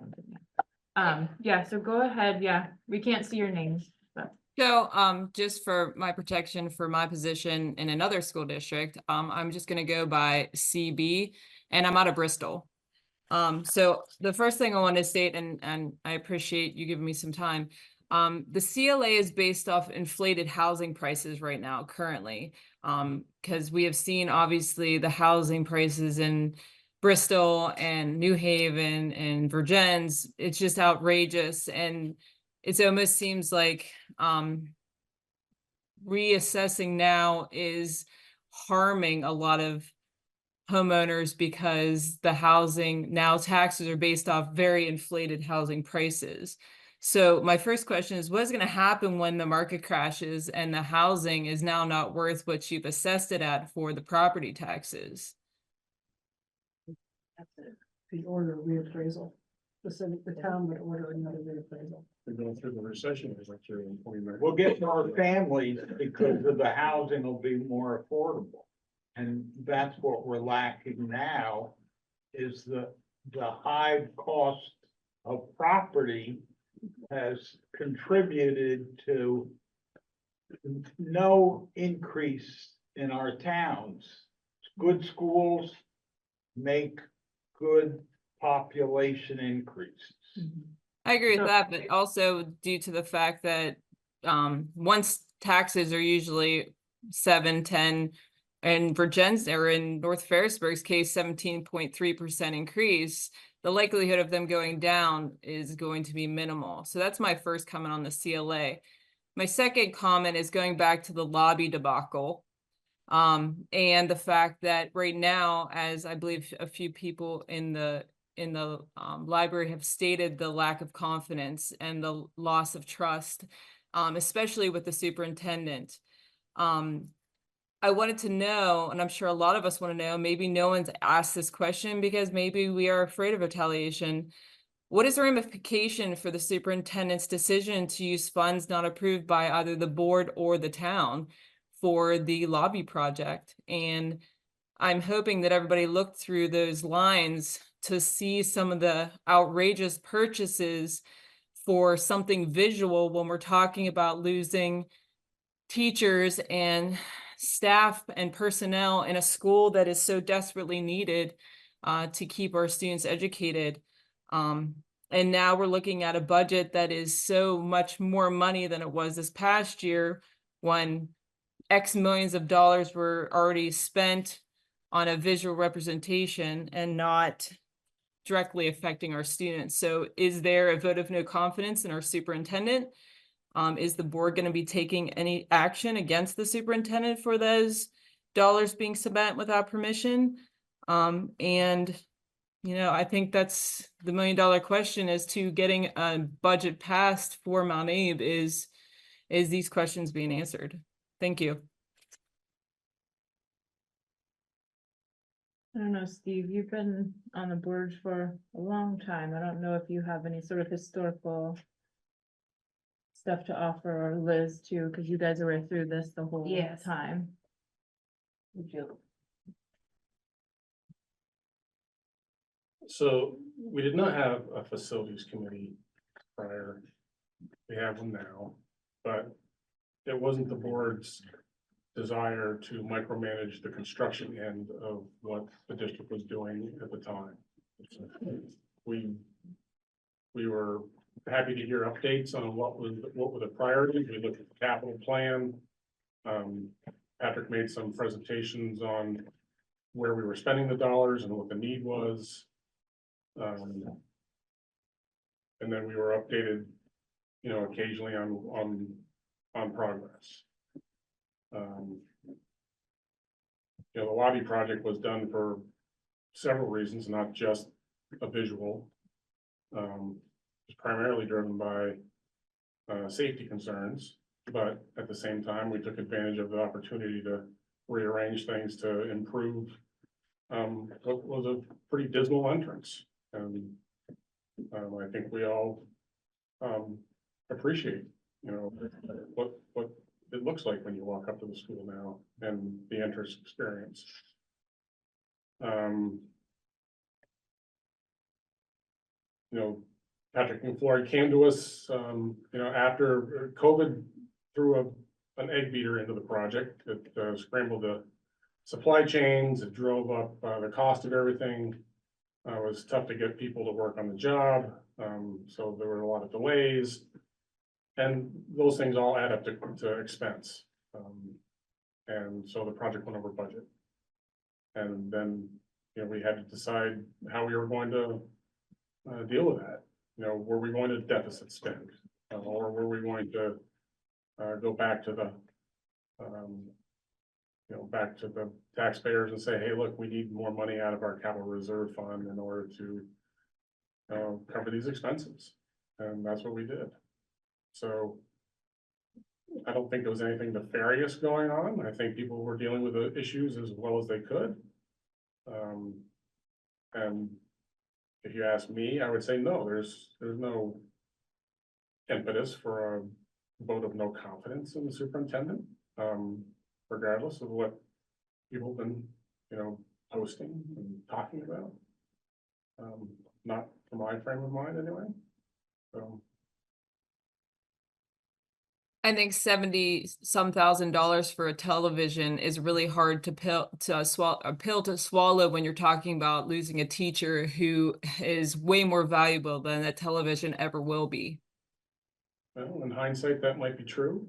I think at the time it was looked at as a, just a part of the whole picture of what they were trying to accomplish in the lobby.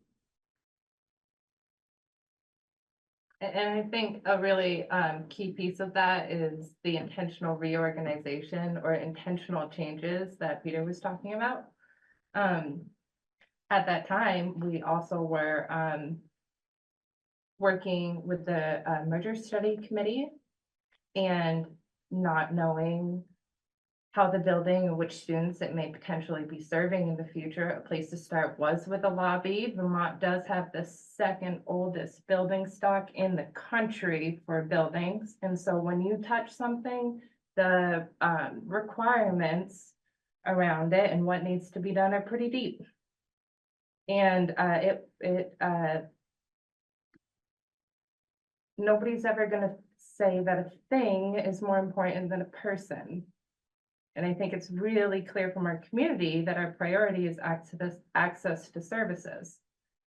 And that intentional restructuring, reorganization, merging is saying, which was a conversation at that time, and I hope will be again, is you've got a student with a need in one building and a student with a need in another building. And right now you may need 2 individual staff members when those students could be together and there could be one person serving them. That's the kind of intentional work that I hope we deeply engage with next. So anyone who's really intensely looking at this right now, I really hope that we think forward and stay engaged, because those are the conversations that will put us in a different position next year. So we're not looking at, well, we cut here, so we lose a service. It could be, we have the space to reduce staffing while really preserving, if not expanding, access to services. And that is a conversation that the board has been engaged with since the beginning, since day one of MAUSD forming. So that's where I hope we go next, and that's where I hope we start having that really intentional work. Peter, is your hand up from before or currently? I guess I just want to do, I don't want to drag this out. I want to do maybe a closing comment from my end. And the Sure. first thing I wanted to point out is basically, I ran some numbers that were comparing, it was from the state of Vermont. I'm sorry, I don't remember the site exactly I was on, but it was comparing spending and student teacher ratios and administration teacher ratios from 20 years ago to today. And we know, for instance, when my son graduated from Mount Abe, there were today there are 26% less students than there were when he went to school. So I was curious, how much response had there been to those changes and the number of students. And I was actually pleased to see that there's significant differences and in both the average class size is higher than it was then. That's obviously a response that was taken by this board or previous boards, and the number of teachers per administrator was higher, which is also a sign that things, there was a response there. And I guess the only thing I would like to leave you with is just to think as you go into next year, particularly, that there's room. And that's why I pointed to Patrick's when he shared the thinking behind how the RIF positions were identified, that it was based on, hey, here are some things that we could do. We could go from average class size of, what is it, 17 to 19, and research has shown that for over many years that there's not a measurable deterioration of learning outcomes from that. So I would just encourage you, I think that's fertile ground to be able to control the budget even more by just continuing with the work that's already been done, and look at, what are some ways that we can get more efficient.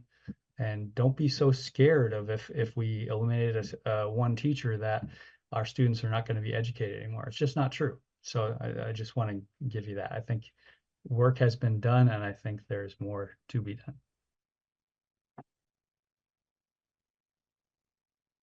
I don't know who was up first. Shauna from Bristol, and I comment, but I also have a few questions. The comment is just. Shauna, would you mind? Thanks so much. While we're waiting for Shauna, Peter, I'd like to address, I'm Kathy Apgar from New Haven. I've been teaching for 35 years, and I can also tell you that while we may want to increase the class size, the needs of the students in the last 5 years are far exceed anything we've ever seen if you're comparing the numbers from even 10 years ago. So the numbers of our students that need higher levels of services and interventions has skyrocketed. So I just want to put that out there so that you're aware that, yeah, you might see a few fewer students, but that doesn't mean that the need of the classroom is any less. Thank you, John. No problem. Question or a couple questions. The money on the grants for ESSER, there is the line for construction under ESSER, which I'm assuming that's the HVAC. Is that, I just want to clarify, is that in addition to what we're funding in general funds, or does that come out of general funds, or what happens to that money if we don't get the grant? Like, I guess that's a question, but should we? Yeah. Do Q&A, is that? Yeah, that's Okay. Q&A. Yeah. That's in addition to. Okay, perfect, thank you. And then the ELP. So have we had, I know because it's a huge need, we continue growing it for a good reason, but what, do we have a plan for what happens when the grant funding runs out? I mean, at this point, that's a lot of money, and we only pay a portion of it through general funds right now, but when are those grants going to end, and what do we do then? Because now we have a lot of staff that are facing rifts at that point, right? I mean, do we have a plan for that, or know when that might happen, when the grants end? No. No, those grants have been renewed multiple times over, so there's no forecast that suggests they're gonna be going away. But we do have an obligation to kind of gradually build in some of that expense, which we've been doing. But it's a small portion, as we looked at before, so. Yeah, we'll continue to sort of trickle in some of those expenses, but there's no reason to believe it's gonna go away. It's important to note that ELP, think of it as an accordion, right? If it's not full-time permanent staff. It's very few permanent staff grant funded, and most of it is working with individuals who cover a window of time, call it a semester or a window of time. So if funding comes down, it's just a reduction of what we can offer through ELP. Okay. So the fear is less about the finances, because we can accordion that. It's more about what services are we providing to these kids who really do well in that environment. Absolutely. That's what that's what the concern is, because the whole level service, we want to be able to continue providing that. That's why I was wondering if there was a plan in case that did happen. So I was under the impression that those grants were going to be ending in the next couple of years, but if that's not the case, then that's. Every grant ends. Oh, yeah. And every grant we look to renew. Yeah, okay, great, perfect. And ELP is held up as a leader in the state, as a place to look and emulate with some of these other school districts trying to get a after-school expanded learning program up and running. So there's a level of commitment to keep the Mount A ELP vibrant.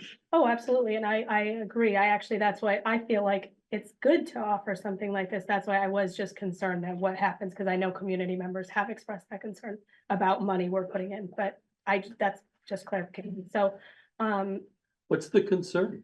no, On the other people have said before, they said, why are we funding ELP if all of our students don't use it? It's only because it used to be just you paid tuition if your child did ELP. But community members have voiced, why are we paying for that? So I had explained to people, it is primarily grant funded, but they said, well, what happens when the grant ends? So I'm asking the question that I have heard so that we get the clarification that people are wanting. Good. And to help you as you're explaining it, recognize that it's a 10% or less number of MAUSD tax dollars, our community's sacred funds.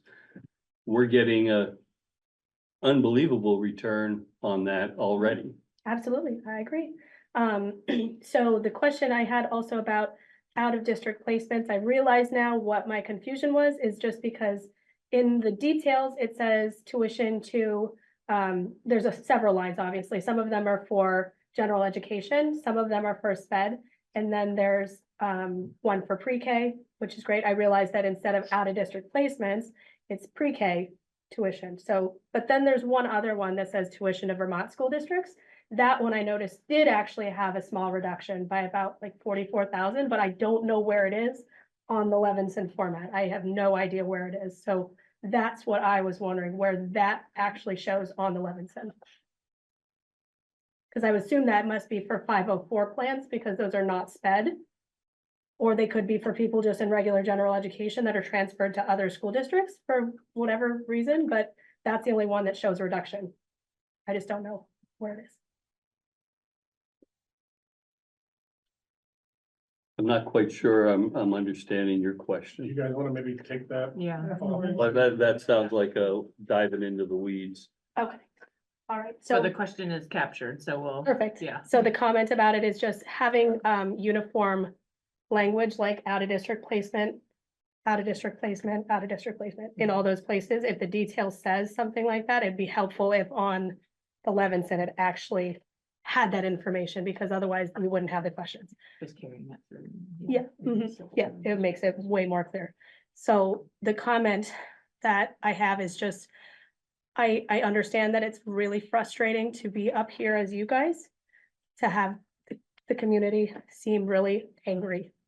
And obviously we're down there seeming really angry and we don't like it either, but we're here because of events that had happened. So because of trust that was broken, that I just want to make sure that we're all trying to just get the answers we need.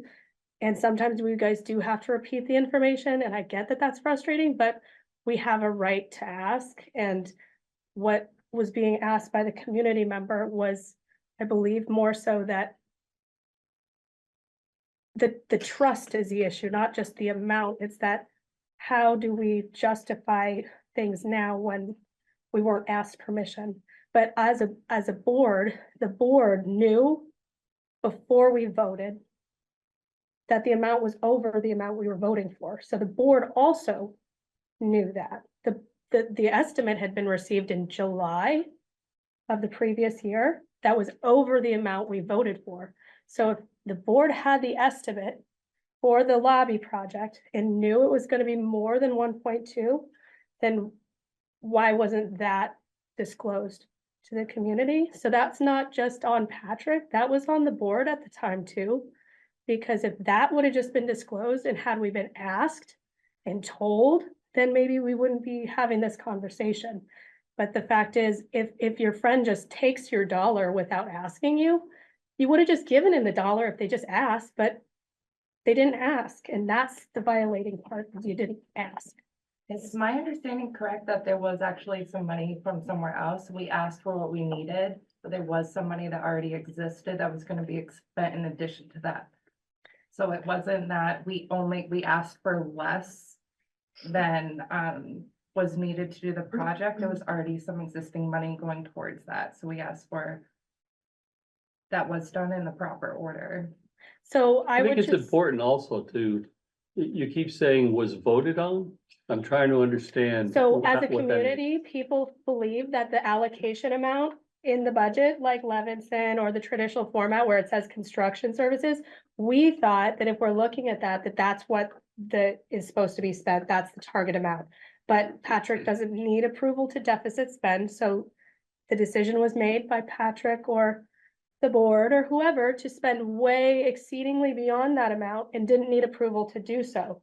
So I get it, that's the way it is, but that's what, as a community, when we say, what's the point of having a budget for these line items if they're not even gonna be abided by, when our understanding as a community is that we're voting for it to go to this. Obviously, it's not always gonna be static, but like a little heads up would be cool, you know, like, hey, by the way, we are starting the lobby and bathroom project. It is actually gonna be like way, way, way more. We are gonna need to use the capital reserves before it's spent. Would have been a cool thing to do. And as a board, maybe it's the minutes, maybe it's the record does not reflect what you just said, Liz. The record does not reflect properly that this information was shared publicly. And maybe it's just that the minutes don't reflect that properly, but the lobby is barely mentioned in any of it. We had a lot of thorough conversations about it for sure, and community engagement around that situation. So everyone would have liked it to have cost what it was originally budgeted to cost. Mhm. That's a universal thing that everyone would have liked. That would have been great. Yeah, no, and like I said, it's just that in December 2022, when Patrick said he knew that he was gonna need to use the capital reserves, but he would ask us later. I believe that what the community is saying and what I've said is that just the telling us in advance, or as you know it right then, like, I just accepted this bid. I just accepted it. Great, we're going forward, but it's definitely gonna cost this. You know, that is the part that is not getting out there. And We hadn't had the same processes either to do that work. We have a lot more platforms now, which Steve alluded to, right? We have the finance and facilities now. We have our policy and governance. So a lot of these questions that you're asking that the community is so hurt by in the past was just due to how we build a process to support all that stuff. And we've done a lot more about how we communicate out in our own personal front porch forums and how much we're pushing through which is all a big lift, right? But it's needed because Absolutely. that's what our community is asking for. So absolutely, the hurt I've tried to acknowledge, but as much as I acknowledge it, it won't ever be enough, right? Because it's so deep seated, correct. but I can't go back Absolutely, and redo what was done.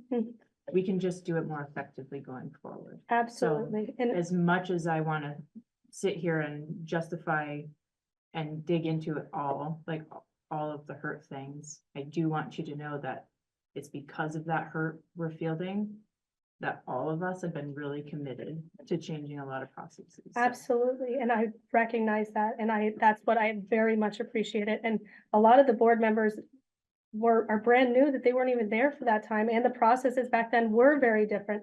But I think that that's why it's important now to, the policies really, that's the thing, is this is a policy issue, not just a budget issue, it's a policy issue.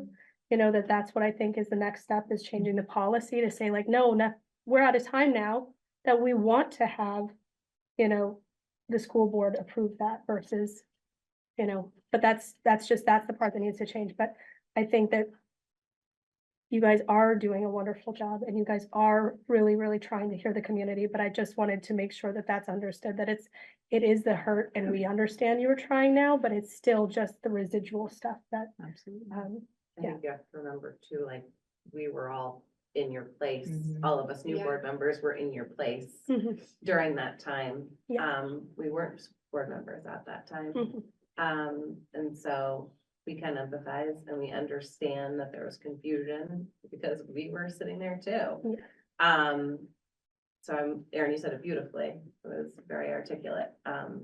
This is our chance to move forward Mhm. and hopefully not take that path again and look at things a little bit differently. And now not only do we have a facilities, like facilities is not a committee on its own. Facilities and finance are one committee now, and that is new. It's true. And again, I will ask again if community engagement and finance and facility and policy and governance could be at separate times or something, because it's not, you can't be in every place at once. And if you want to be a community engagement, but you really want to be in finance too, you know, it makes it very difficult for people to, you can't be in two places at once, but you have to pick what's the most priority is to hear the information. And I remember asking before if those videos from the committees are available somewhere. You still can't find them? Okay, No. I will look into that again for you. Yeah, it depends. Other questions about the budget? Wendy and Sandy Peter? But Thank are you, you, guys. yeah, Yep. you're all set. Okay. So I saw Wendy's hand up first, or actually it was Heidi up Can you first and repeat- then so Wendy. what I'm actually wanting is an explanation of where we're at, because I'm sorry, Erin, I still don't understand if you have opened the floor to question and Mhm. answer. And at what point are you gonna continue to answer the questions that were asked prior? We can do it all in flow. So if you want to restate your questions, that's great. So how would you like me to do that? Then if we're not just- going in an order, I Just just raise your wanna- hand. You're good to go. Okay, so Heidi, then Wendy, then Kelly. I want to talk about, I have a first grader at Bristol. I have a ninth grader here that I've already put through Bristol. This is the first time ever in those years that we have had 3 principals. I'm wondering where the funding comes from. That's a lot of extra funding. There's no other elementary school that even has an assistant. Bristol has 2 on top of their 1. So those people already had positions in the district and their salaries were pretty close to, I mean, they're not exactly, but they were pretty close. It wasn't like there was all of a sudden a huge influx of cash needed to support those 2 things. And those positions came directly from the safety concerns that were presented 2 years ago, starting right when it was really big. Yep. So I was actually part of the hiring committee at the time for that, as were a few community members. And Patrick, and I forget what other admin was on that team, to really come to a conclusion about what would give us the best support for our students without having to create more funds or whatever to meet those needs. So having a specialist in behavior and having a specialist in the SEL, behavior and SEL, and then curriculum stuff, because we're struggling students due to the safety. So Is their pay scale different from an SEL behavioral to a principal? I think did they move on admin? Oftentimes you take a per diem loss in pay when you move from a teacher to a principal, because you're now working a full year. So when you do the math, it's less per day, but there's a lot more days because it's a year round. So the overall salary is greater. For the benefits package is the same, like the health insurance and some of those other things, but the salary is greater. Mostly driven by working more days. I'm interested to the facts behind that, because Department of Education ratio from our roughly 260 students to 3 principals exceeds it. Yeah, we've been really clear from the beginning. 3 administrators at Bristol is not sustainable in the long run. That was a level of support that was needed for a window of time to kind of help get some systems and supports in place. So in when's that order. time over? So 3 to 5 is what we were shooting for, 3 to 5 years. This is year 1. Whether or not we can sustain that, there's Right. a lot to Well, unpack. that's kind of where I'm going with, we're talking about money, but we have 3 principals at Bristol Elementary, so. Just considering the dollar amount. Thank you. Wendy?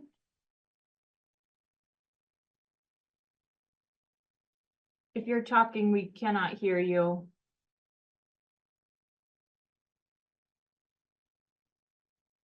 Still nothing.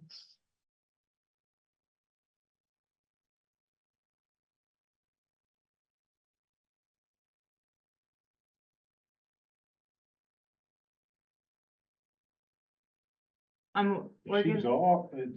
I know, but she was, I think maybe your computer or phone speaker isn't on. We're gonna move on to the next person on comment, but please join us again if you can get your speaker working.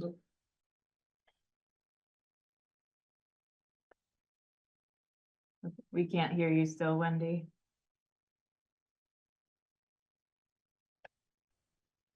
Try somebody else. Just Yeah. Make sure it's not on our end for some reason. Well, we just heard from another community member, so nothing else has changed. So Wendy, we're gonna move on to someone else in the room, but we hope your sound works soon. Kelly. Okay, so I have multiple questions. The one that I'd asked previously would be directed to the board, and that is, could the process in which this third budget, the summary of expenses, could the process prior to it being released be explained? And specifically, what I'm wanting to know is, did you as the board look it over prior to it being released? Because Floyd graciously already explained his part. I, like Floyd, did not look it over when I first sent it out. I looked it over after I had sent it out already. Part of that was because it was a public records request that had already been submitted, and I wanted to make sure that our community also had the information that was being shared, not just from the community, but also from the board. So I did not look it over until after, and I know it was after it was released, we had at least 4 board members also say, hey, there's questions on here we have. So yes, in haste, we did release it without looking it over first, but we did all look it over after. Great, could you explain that? Explain So, okay, so it goes from one person's hands, Patrick's or Floyd's, I'm not really quite sure how the process goes. And then does it go to yours, Erin, and then you approve it and it's published? Or does the whole board have to say, I agree with this can be published? So it's not an approval process like that. Okay. What happens is one of these two will send it to me and I send it to the board and say, here's what we have as far as information for now for all the changes that were supposed to be made, given the community feedback. Then the board can submit their questions to me or directly to Floyd or Patrick for answering on those things. It's not an approval as like a straightforward, yes, we say this is approved because we are trusting that the changes are made that we asked to be made and sent back to us to look at it. Okay, and so I think that's what it all comes down to for me personally, is that when you guys are all representing the community and the community is saying like pretty clearly, and the majority is saying, we don't trust our money in these hands, I guess, as a community member, that makes me like lose, because I was like feeling in a pretty good place with the board and where we're at, but you know, as I said, I think that it's more about what you do than what you say. And so I guess it would have been, I don't know if I'll say an expectation, but I would have hoped that when the board, and this goes to everybody, it's 100% not directed towards you, Erin, even though I'm looking at you, but so as a community member with concern, I guess it would have been my hope that the board would look it over first to make sure that it did in fact reflect and that we weren't doing what you stated on trusting it. I have a couple more questions. Erin, you had mentioned the out-of-district placements. That's been talked about a lot and in the budget a lot. I guess my question is, how do we know that kids aren't being forced to come back to the district? I did receive the email from Beth about this too. And so there's kind of 2 different ways that one was stated that they may just be coming back, and another one that the school is closing, in which if we already identified that the schools in our district do not fit the least restrictive environment for that child, then we would have to prove with evidence that that changes. So I'm hearing in the community from parents that children from schools that are in an out-of-district placement school that is currently going to close are being forced back to the district. So how do we know when we vote in this budget? I'm also hearing that may result in children dropping out because they don't want to come back. So how as a community member, do I know when, if I vote yes on this budget, that I'm not voting to force children back as one of the reductions that we're kind of bragging about a little bit, you know? Sure, I'm not fully in the weeds with that one, so I might. That might be a ask- good Patrick Yeah, question. ask if Patrick might fill in. There's so much context to that, right? So what we see unfortunately when a school closes that might have one of our students,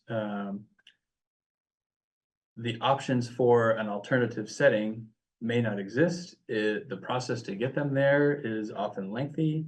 And we remain obligated to meet that student's needs. So I don't know what particular scenarios you're talking about, but that is a situation we find ourselves in where we have to do the best we can with what we have with the resources that, with our employees, with our staffing, and as an intermediate between placements. So I don't know if that explains one of the situations or not, but. I'll take your explanation for what it is. I have another question directed towards you, Patrick, so I'll ask that one next. Are we, or are we not going to retrofit Beaman for admin? It's not in the plans right now. It's not in the plan, so there's nothing in the budget that would No, there's- allocate for that? There's been no decision about where central office will be located in the future. Beaman's one of the areas that, one of the places we looked at. So was the gray building on sort of the corner of the Mount A parking lot. We looked at the Mount A building. We obviously looked at the purchase of the Munsell Ave property. So we've looked at a lot of different places for central office being located. You looked at Looked at Robinson. And when do you expect that you'll know that? Your lease is running out when? Runs out in October. We have a 1-year extension. And then we're gaining whether or not there's any interest in the possibility of a shorter extension beyond that at our current place. But there is no clear timeline as to when a decision will be made about where that goes. Okay, great, thank you so much. I also, Shauna actually beat me to it, but I also wanted to, mention that there is community concern around ELP and the funds running out. Patrick stated tonight, you know, that's something that you guys were really cautious of when it came to COVID dollars. And so I just want to make sure that the same caution you gave to the COVID dollars, we're giving to ELP. And when it comes to adding positions to ELP, are we looking at that in the same regard as we are positions for our schools? It's a totally separate process. In particular, when it impacts the general fund budget. If they're able to expand programming within the resources that they have through the grants, but also parent contributions, then that is an opportunity that they might take advantage of.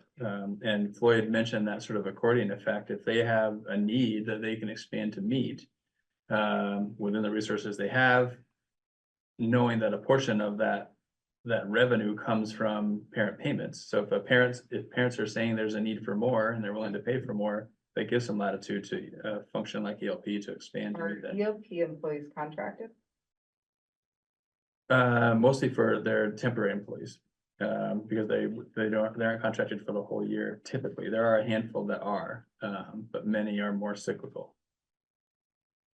Are we adding any contracted employees to ELP next year? Portions, like again, because of the grant requirement, I think there are we're picking up some additional portions of jobs. We're not necessarily adding full positions, I don't think. Okay. We can dig into those weeds, but. Okay, great. No, that's good enough. Thank you. And then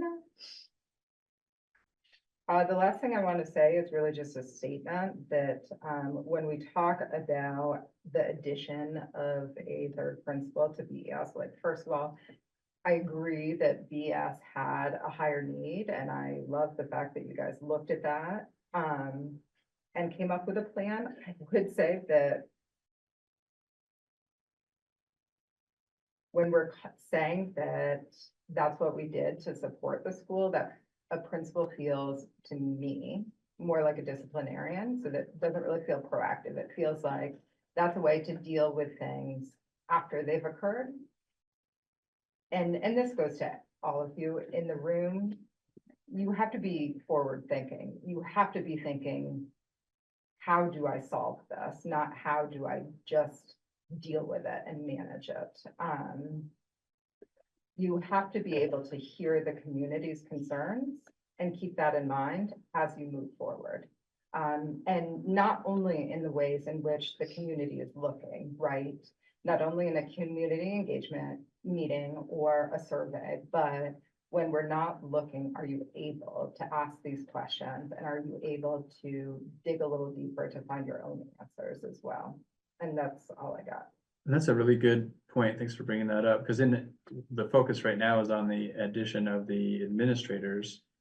Beyond those expenses, we added somewhere in the neighborhood of $750,000 in staffing that are really direct student-facing positions to help address that need as well. So it wasn't only administrators, but it includes administrators. Well, and the administrators were thrown in to help build the systems, and that's forward thinking.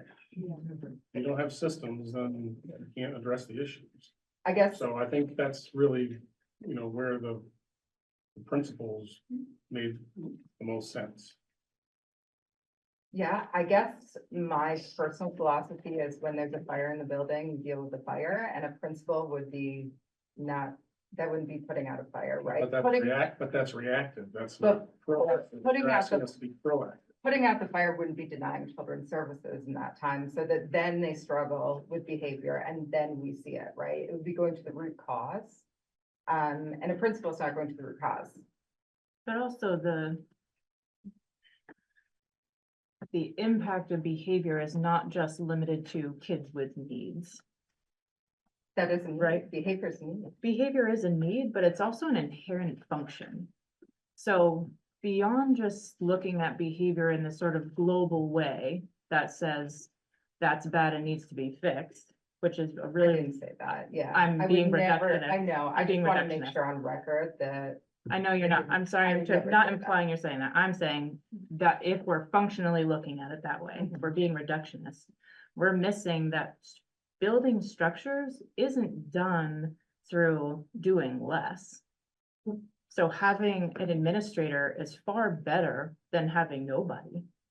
Well, I mean, I don't think that's a And fair we can, statement either. it is a 'cause- fair statement, well, because we don't- having and I don't want to argue with you, but this is what I do for a living, is behavior. Yeah. And managing I'm behavior. not questioning So if your we're being, intelligence. I know you're not. So if we're looking at it in a reductionist way and saying, well, an administrator is not as good as having nothing, or an administrator doesn't solve the need, then we're not allowing ourselves to do that work of building something that takes this reductionist view and instead says, how do we build up from the bottom? It doesn't happen if we're just placing individual staff members with kiddos. It doesn't. That is supplementary. Okay. That work would need to happen within that system that looks at a kiddo in a holistic way. So hear right? me out on this one. Okay.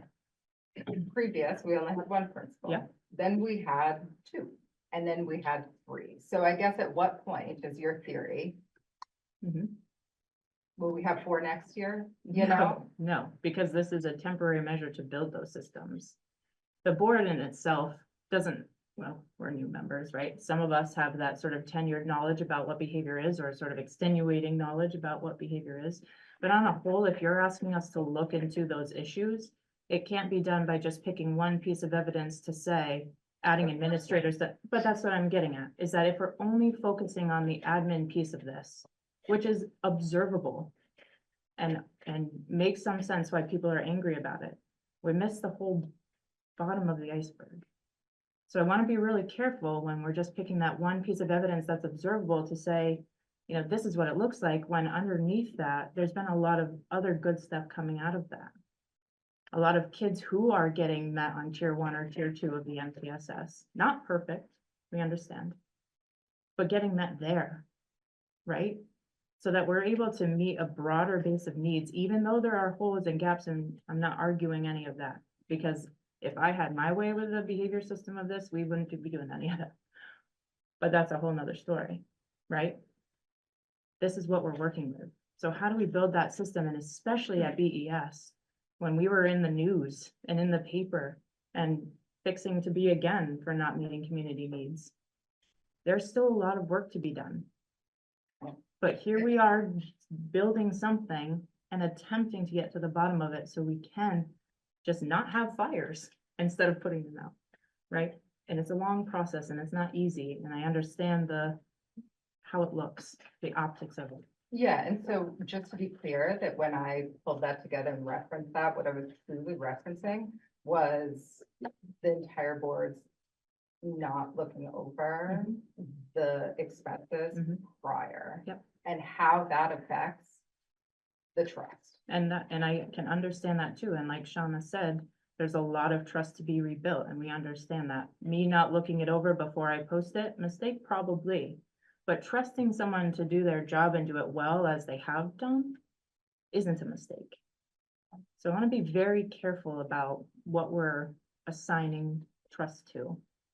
In Well, terms of, yeah, no, I because hear what you're saying. yeah. I hear you as an individual Yeah. may trust him, but I guess where I'm struggling with that is this isn't just Aaron's opinion. Mhm. This is Aaron as a representative of the town of Moncton, which I'm not. Bristol, sorry.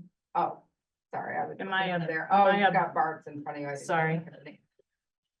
But it's you as a representative of the people of that town, not just you as Aaron in your opinion, Totally. but just you and Aaron and your trust personally employed. Mhm. And the community has been incredibly clear with you. I was at the Bristol, I was in a circle with Yep. you, to be honest, at that meeting. And I know what a lot of people have said to you about their distrust. Yep. So for you to move forward with your opinion as Aaron on where your trust falls, doesn't feel like you're representing the people of Bristol when you make that decision. But on the flip side of that, we've done a lot of work to come to what the community has asked. So I would argue that even in this misstep of us not looking at it, and feel free if anybody else has anything to say, because I'm hogging a lot of airtime. Even though we made that misstep, it doesn't negate everything else we've done to build up or to represent, or to discuss, or to bring to light what our community has asked us to do. And it's Herculean on my part. And so I'm just gonna be honest, from my point, it does change it. It does make me second guess it. It does make me feel like you're not hearing me when I say I don't trust our money here I with understand. these people. So, so I hear what you're saying. And I think you're being honest, and I appreciate you having this discourse. I just hope that you can hear me as well as a representative of our town. I do. Yeah, Am I okay? I hope so. So this is, again, I've said this 100 times. This is not easy. Every school, that's why I want to see a chart. I'll give you the chart. But let me finish. Okay. Every school, Robinson has what, 6 teachers, 7 teachers, some special, has a different need. So the principal has a different job there, like who does the evaluations, who deals with specific student problems. So you need to have the staffing in each school, whether it's, if you got 10 staff members and the principal has to do the evaluations of the staff members, and twice a year, I don't know what the contract says, it might take 10 days out of 180 whatever to do that for the principal till he meets with the people. But this is what makes a school system good, because the leadership is supposed to be sort of a master teacher. And if they aren't, then you get a master teacher to do the evaluations. The best evaluation are sometimes peer. Moving on. We need to have better categories. Other staffing. If there are people under the contract, are they considered teachers? We never knew this. I never knew that the guidance counselor was other staff. They are other staff, but they're under the teacher's contract unless they have a 10 months contract, correct? I'm stuck on how would you So define teacher? I think we'd have a lot of different this is definitions. what I'm hearing, not just for me, that the categories are difficult. We need to change the categories so people can understand what's happening. And it's not simple, but Floyd could do it, because I know he can, by making up some kind of rubric for each school, bigger schools, several different, so that when you go do the budget, there it is, the specific need, staff, teachers, paraprofessional. Then you look at coaches or whatever, somebody to help the rugrats. And I say that because that's the way people look at those students, because they don't fall under special ed and they don't fall under 504. So we need to look at this, and it has to be simpler. Thanks, Alan. Is there any other public comment before we move to adjourn? Oh, yeah. Go ahead.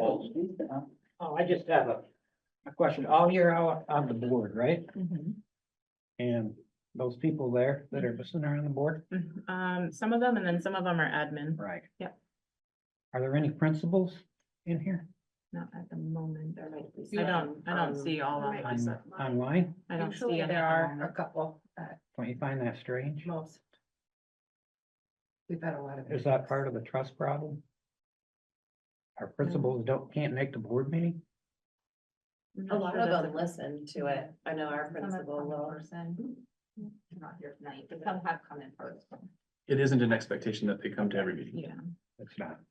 We've But been the meeting for people like here- 5 hours once a week. Yeah, I know, It's they've been long. been a lot. They've been long. I forgot what else was. Oh, in the meeting minutes, is there a list of people that are attending? There is. Yep, And the people usually at the missing? top. Yep, so it'll have in attendance and then. But not Yeah. people. Okay, all right, I try my best to get people like tonight. I don't know how. and I have a list for you. It is hard to catch everybody It sometimes. is, especially with the Zoom platform, but Oh, board members in attendance are always captured. If they're in by phone, does it even show up there? Are you talking about community or board members that you're asking about? Anybody that zooms in. by Anybody cell that's, phone? right, may or may not show their name, right? The board members always do. Board members always show, yep. So is your concern that the populace is not well represented by the elected board members? I'm concerned that I think if they were elected, they should be here. I think we have all but 2 are attending the meeting, right?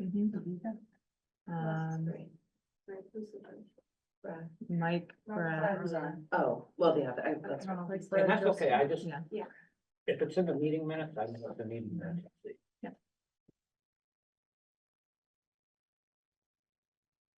Your better question or we all go? I think he just keeps his hand up. Donna, maybe. Yep, Donna has one.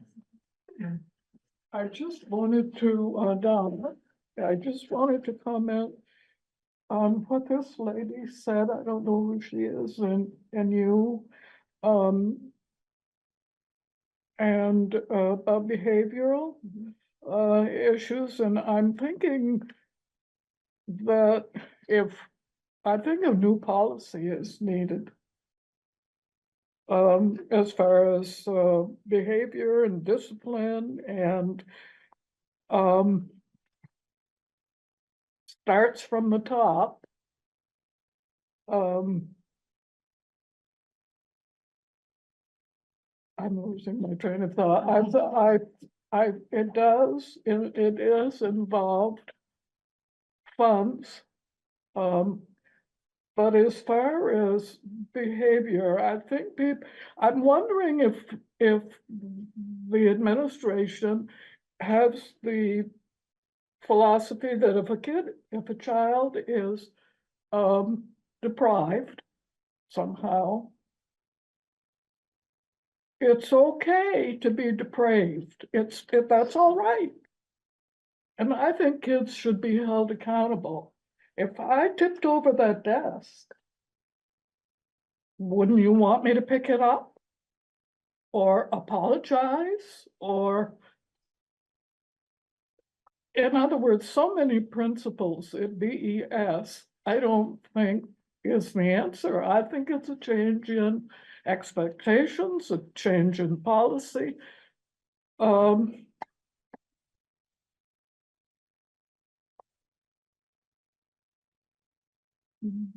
Bad behavior or disruptive behavior shouldn't be rewarded. And when you ask teachers to be responsible for dealing with this, I think that's ridiculous. Teachers are to teach. They are not guidance counselors, they aren't sociologists, psychologists. They're supposed to teach, and a misbehaving child disrupts learning for everybody else. And I don't really think putting more people and paying out more money for administration is the answer. I think it's holding kids account and their parents, holding kids and parents accountable. Like I say,